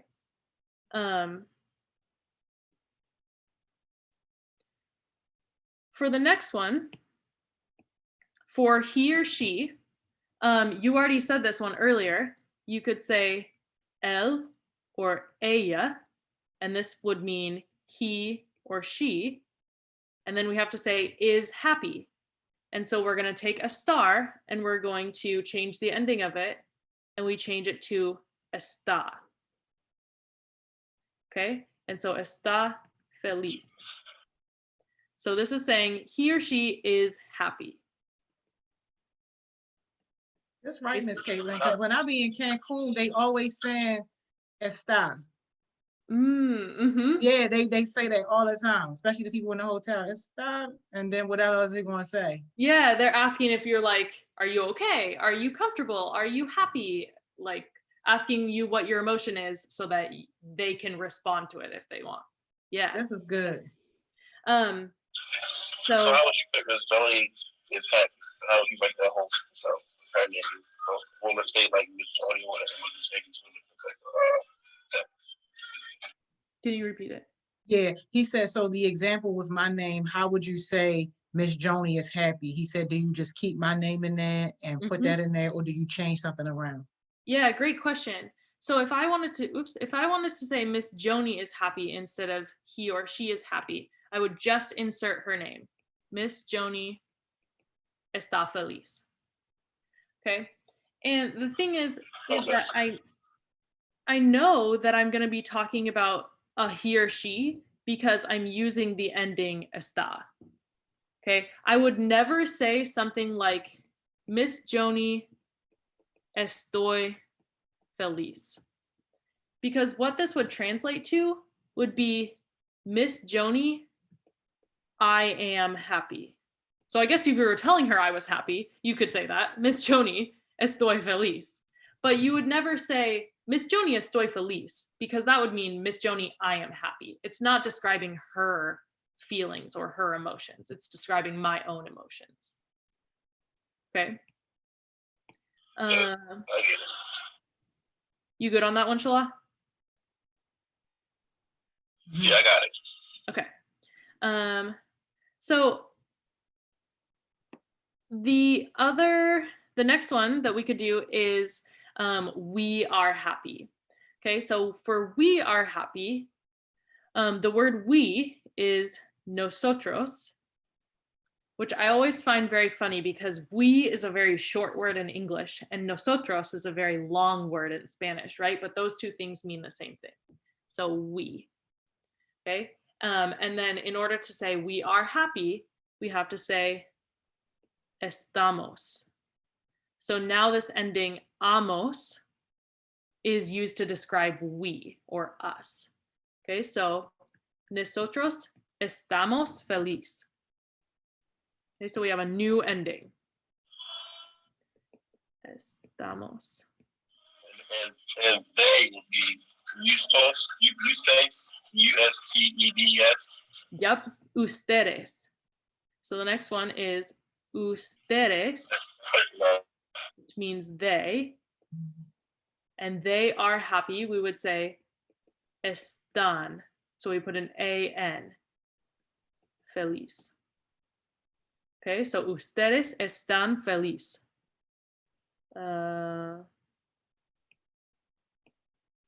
Yeah, that's fine. Oops. Okay, so we have all of our endings and I'm going to highlight them. We have hoy, we have as, we have a, we have amos, and we have an. Okay. And the thing about this is that every single verb that you use in Spanish, if it ends with an AR, it's always going to have these endings. So let me think of another AR verb. So there's a word to pay. If you wanted to pay, then it's the word pagar, P-A-G-A-R.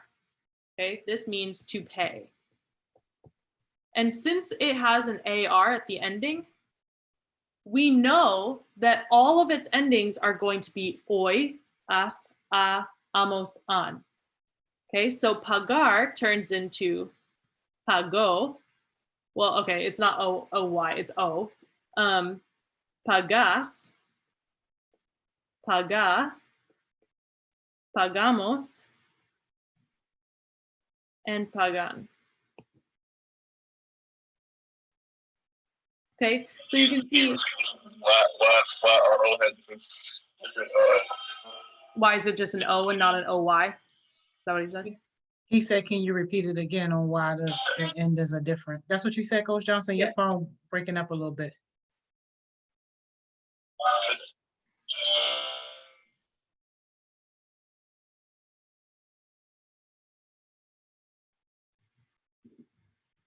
This poor little internet is on life support. I can explain why they're different. I guess there's no like reason other than estar is kind of an exception to the rule. So most verbs that have an AR ending are going to have an O, as, a, amos, an. And then estar is kind of a weird one. So it has a Y on the end. It's not esto, it's esto. And there's no real reason for that other than it's just an exception to the rule. What's wrong with his thing?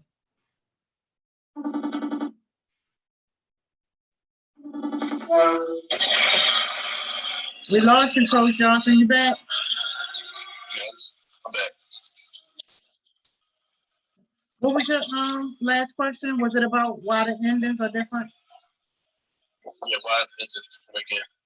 Okay. He said, can you review that while the endings are different again? For the O's, for the one for me, myself. So normally verbs that have an AR ending are going to have, it's going to just be an O on the end. It's not an OY. And there's not really a really good reason why a star is an exception to that rule other than it just is. So it's just one of those weird ones that we have to remember that that it's going to be an OY instead of an O. But normally for verbs that have an AR ending, it's going to be an O for I, as for you, a for he or she, amos for we, and an for them. Okay. Coach, does that make sense? He said it makes sense. Okay. So let's okay, so let's talk about another example of when you could use a star. So I'm gonna actually take this and I'm gonna move it down here. Okay, so another reason or another time when you could use the word a star is to talk about where you are in terms of a physical location. Okay, so these are things like if I asked you, where are you? And you said, I'm at the beach, right? Or I'm at the library, or I'm at the gym, okay? Those are all physical locations, they're places.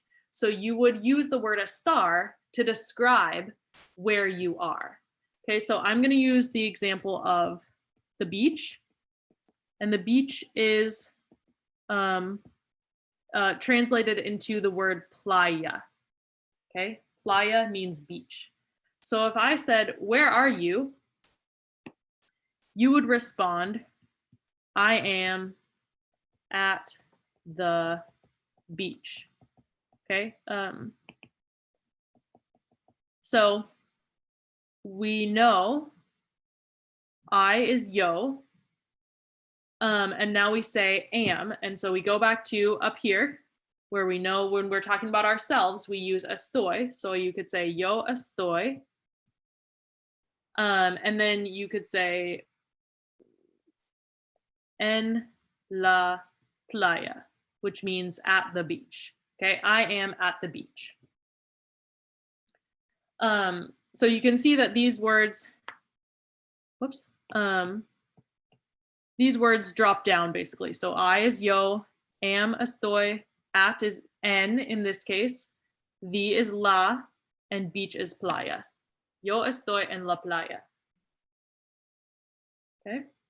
So then I want to say, instead, I want to say, you are at the beach. You are at the beach. Okay, so this part right here, en la playa, not going to change, right? It's the same in each sentence. So we're going to write en la playa. The only thing that changes is the you are part. So I'm going to say, tú estás en la playa. You are at the beach. Okay, and I got that from up here. Okay, so this is I, this is you. Okay, next I want to say that Miss Joni is at the beach. Okay, so Miss Joni is at the beach. Okay, again, en la playa is the same. So, and Miss Joni is the same. Miss Joni. Okay, so I want to say Miss Joni is at the beach. And I know if I'm talking about he or she, then I'm going to use está. So Miss Joni está en la playa. Okay. Well, they don't have a difference between he and she, or like him and hers.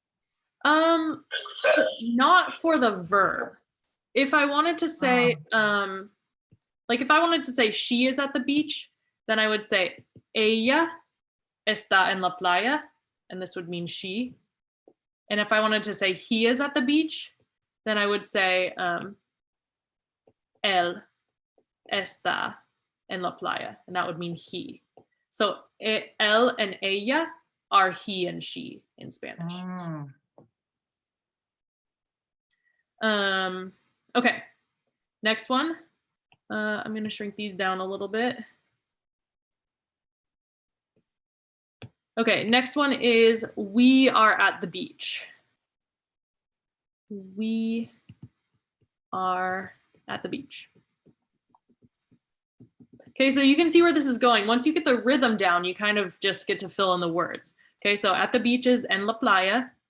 And we know that we is nosotros, that long word. And then we go over here and we look for we. Nosotros estamos en la playa. Okay, and then the last one is they. Okay, so I want to say they are at the beach.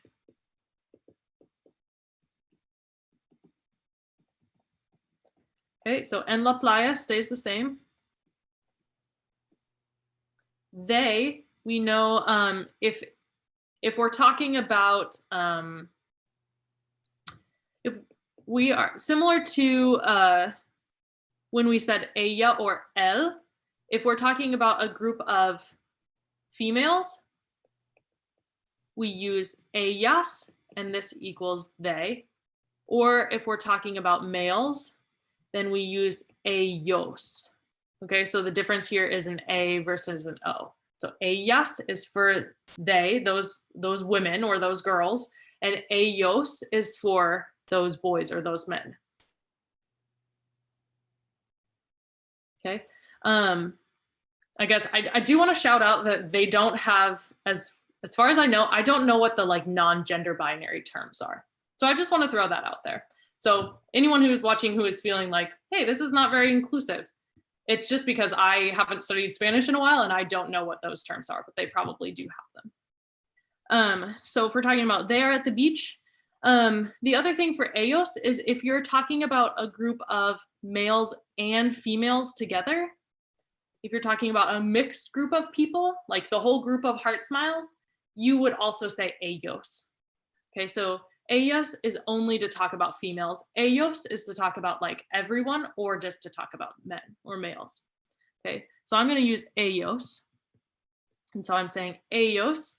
And then I go up to here and I see that they is están. So ellos están en la playa. They are at the beach. Okay.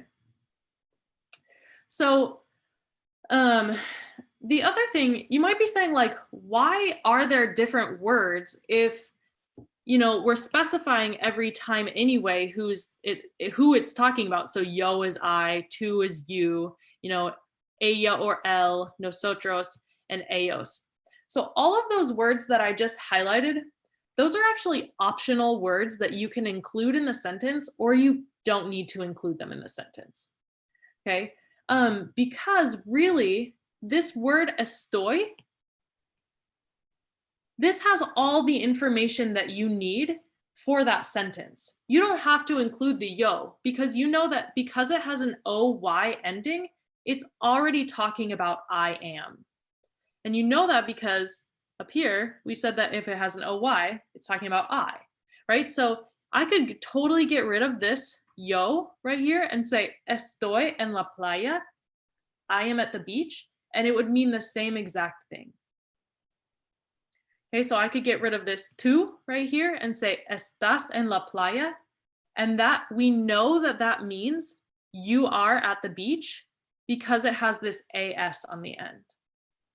Okay, so this word, it's kind of cool actually. It's telling us all the information we need to know about who is doing the thing or who is in the place or who is feeling a certain way. Okay.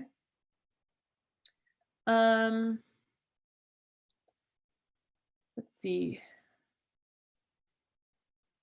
I will, okay, so Coach Johnson, how are you feeling about a star? Do you want me to do another example, or are you feeling okay about this one? I'm okay with those things. I understand what a star means. I just never knew what the word means by itself. So that since you broke it down and tell me about different ways, like physical location and stuff of state physical state of mind, and the word to be, and basically what it means and how can I use it, I understand it now. Okay, good.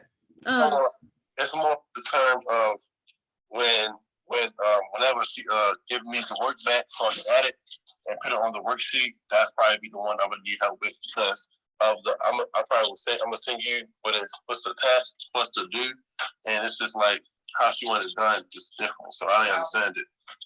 Okay, yeah, you should. I understand the word now. Do you want to also go over the next one, the IR? Yes, please. Okay, cool. We'll go over that one next. So I'm gonna do this one in a different color to keep them separate in our brains. Okay, so get ready because IR is kind of a weird one. So here's our second lesson. The word is ear. Okay, it's spelled IR, it's pronounced ear. Okay, this is not what the word means. This is how you pronounce it. I shouldn't write an equal sign. Okay, this is how you pronounce the word. The word means to go. Okay. You said it means to be in the beginning. Say it again. He said he thought you said it means to be in the beginning. Oh, no, every word means to be. No. So this word ear means to go, as in I go to the store, I go to school, I go to the beach, I go to the gym, those types of things. Okay, so whenever you're describing going somewhere, you use this word, ear. Okay, the reason why ear is kind of a weird one is because its conjugations don't look anything like it. Okay, so I'm gonna write out just how we had it before. I, you, he, she, we, and they. Okay, so I'm gonna make like a little box for this. Okay, there's nothing in this box. So if I want to say I go, I am going to use the word voy. Okay, do you see how this is like, what? Where are they getting this? This has a V in it. Yeah, it does. It's weird. I don't know why it is what it is, but it is. So this means I go. Okay, if I want to say you, the rest of them are very similar to the ones we did before. So I'm gonna say vas. Okay, so keep in mind, this is an AS, right? This is an OY. So these are actually quite similar to the ones we did before, right? With an OY on the end and then an us. For he or she, remember that for a star, we used está, right? So with ear, we're going to use va, just VA, va. Okay. For a star, we used estamos. For ear, we're going to use vamos. Okay. And then the last one, for a star, we used están.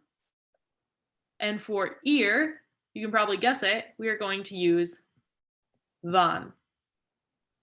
Okay, so we have the same endings as we had before. We have OY or OY, then we have as, a, amos, an. Okay.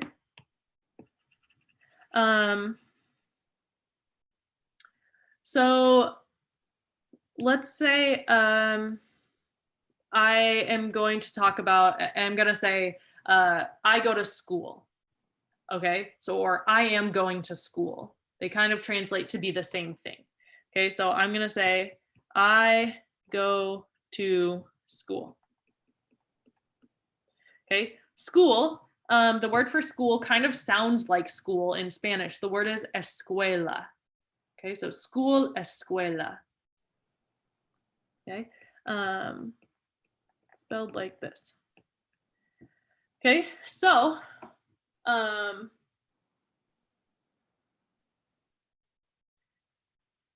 I am going to, if I'm going to say I go to school, I'm going to say voy a la escuela. Okay, and it's kind of interesting. So I'm showing you, I should have written this here. So I could say yo voy a la escuela or voy a la escuela.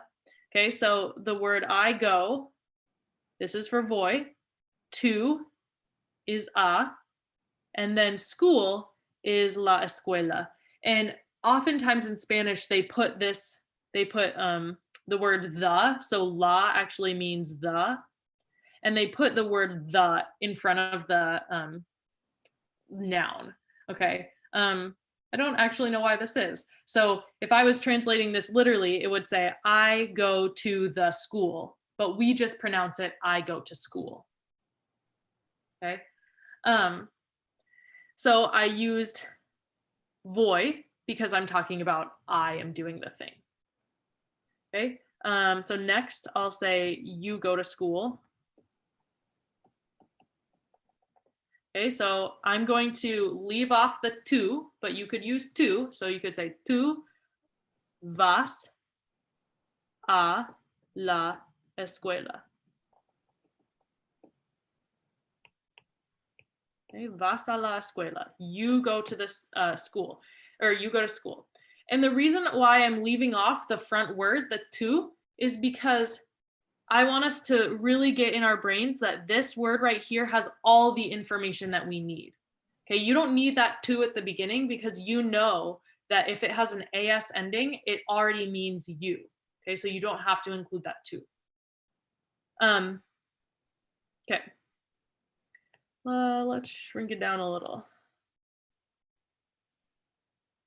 Okay, so next let's talk about let's say she goes to school. She goes to school. Okay, so I'm going to look up here and I know if it's he or she, I have an A ending, so it's va. So I'm going to say va a la escuela. Okay, so voy, vas, va. Okay, the next one is we go to school. Okay, and this one we know has an amos ending, so vamos a la escuela. And finally, they go to school. And say let's talk about, or let's say we're talking about a mixed group of people, and so actually it doesn't matter. So we're gonna say van a la escuela. Okay, what I was trying to get at is if we wanted to specify who it was it male, was it female, we could put ellos or ellas here. Okay, but we don't need that because this is telling us all the information about who is doing it, they are doing it. Who is going, they are going. And I know that because it has an AN ending. What's the term, or not the term, but the sentence "Van escuelas" mean? Is that she go to school? Is that right there? Van escuelas? Because I heard a lot of Spanish people say, or my teacher said, but I never knew the meaning. I think that's she go to school, but I don't want to get that wrong. Can you clarify that for me, please? He said, he said, can you clarify the one that says she goes to school? Because he said he was kind of confused on that one. Yep. No, the sentence "Van escuelas," the sentence "Van escuelas." Correct, but that's how some people. That's how Spanish people say it. I don't know if I'm saying it correctly or I pronounced it correctly. But it's something in that range. But I don't know what I'm saying. Bonasquela? I don't know. I don't totally know what you're asking. Just forget about it. You keep doing this. You got to get out of the ghetto and get away because I don't know what you're saying. You like Bonasquela? I can I know it in my head, but I can't pronounce it correctly. Like Bonasquela, it's something like I'm gonna get it. Watch. When I get it, I'm gonna call you Miss Joni and I'm gonna say it. I know it. I'm not crazy. I know the. Okay, but it's not a word that we went over yet, though. No.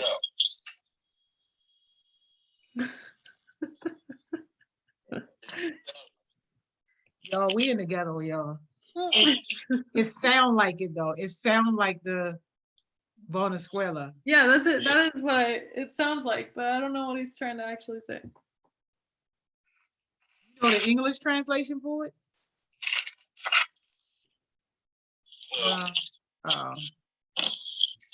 Okay. Yeah. We don't have nothing to work with, Miss Kaitlyn.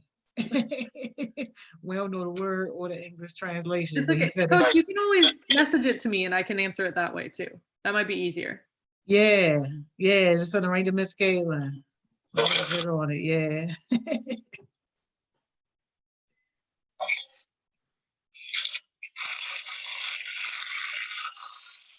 This was a good lesson though. You got Miss Kaitlyn working overtime on this. Yeah, it's probably a really rough lesson. I'm not as, sharp in my Spanish skills as I am in some other things. This was great. What are you talking about? Doing it though. Thank you. Yeah.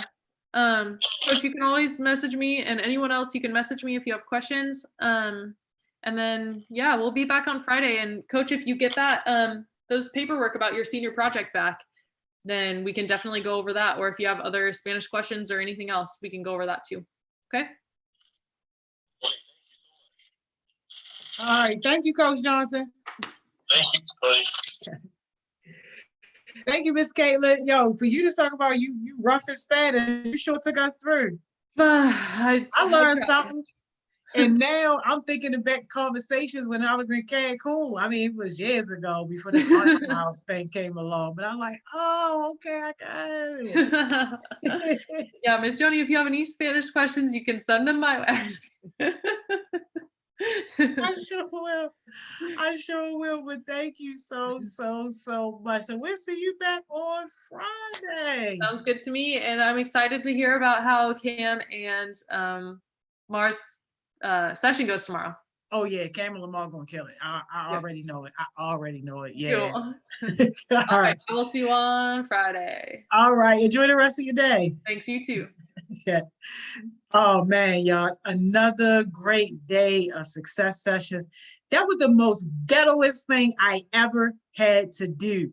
Coach Johnson was having issues with Zoom, so I had to get him on the daggone FaceTime on the other phone and put him on there. But you know what? We still made it happen. We were still able to have a good session. Coach Johnson, I hope that that lesson helped you be a little more stronger with your Spanish, because it definitely helped me. So next time I go to Cancun, oh yeah, I already know what to say. Como estás? Oh yes. Hasta domingo, I'm on it. Yeah. Oh, Principal, you do know a little bit of Spanish. Yeah, man. That's awesome. That's amazing. So look, Principal, we gotta get you acclimated to the groove. It don't necessarily work like that. You get the link on the day of your session, right? But first things first, we got to get you connected with Miss Mo and Miss Simone so that we can see actually what day we're going to get you on. We're going to try to get you in really soon, but we got guest speakers back all the way up through May already. But we're not going to make you wait that long. Like you're going to be one of our kids. If you want to stick around and be with us and be a part of our community, be a part of our network, we're not going to make you wait that long. We want to find a place to get you in. Can says, say a sentence. Okay, I'm going to say my sentence right now. Estoy a Navidad. Feliz. Yeah, you ain't think I was coming through with the sentence. Yeah, you ain't think I was coming through with the sentence. But but principal, who put you on? Like who told you about the sessions to come on and be a guest? Let me know who that person was. I definitely got to give that person a shout out because it's always good when we have our young people referring people to these success sessions because that's how we make them so valuable and that's how we make them so good. Coach Johnson, don't be clowning my Spanish. You sitting over here got a word, ain't even a word, and you talking about my Spanish. My Spanish is good. Messing with Miss Kaitlyn, I'm gonna go back to Cancun and they're gonna think that I'm one of the natives. Man, listen, we had a great day today, y'all. Y'all already know what it is. Tell a friend to tell a friend. Success sessions, you want success. This is where you come to get it. Man, I'm super duper excited because we got some great things lined up for the rest of the week, and especially on Friday, y'all. Friday, we got Mr. Dougie Fresh coming through, and we got a platinum songwriter, producer coming on Friday with Dougie Fresh, along with Dr. Williams. It's going to be a fire session. Our very own Maya is going to help to co-host that. Principal Miller, it was my manager from music. Oh, okay. And what school? That's pretty cool. That's pretty cool. All right, Principal. You gotta get with Cam. And if Lamar's on here, you gotta get with him too. And definitely Coach Johnson. Because they are some of the young people who help us host some of these sessions and stuff too. So definitely a good network of other young people who are success minded. But y'all, I'm way past my time. It's 3:02, supposed to be gone 2 minutes ago. I'll see y'all tomorrow. We starting at 10 o'clock with Miss Simone. Enjoy the rest of y'all day.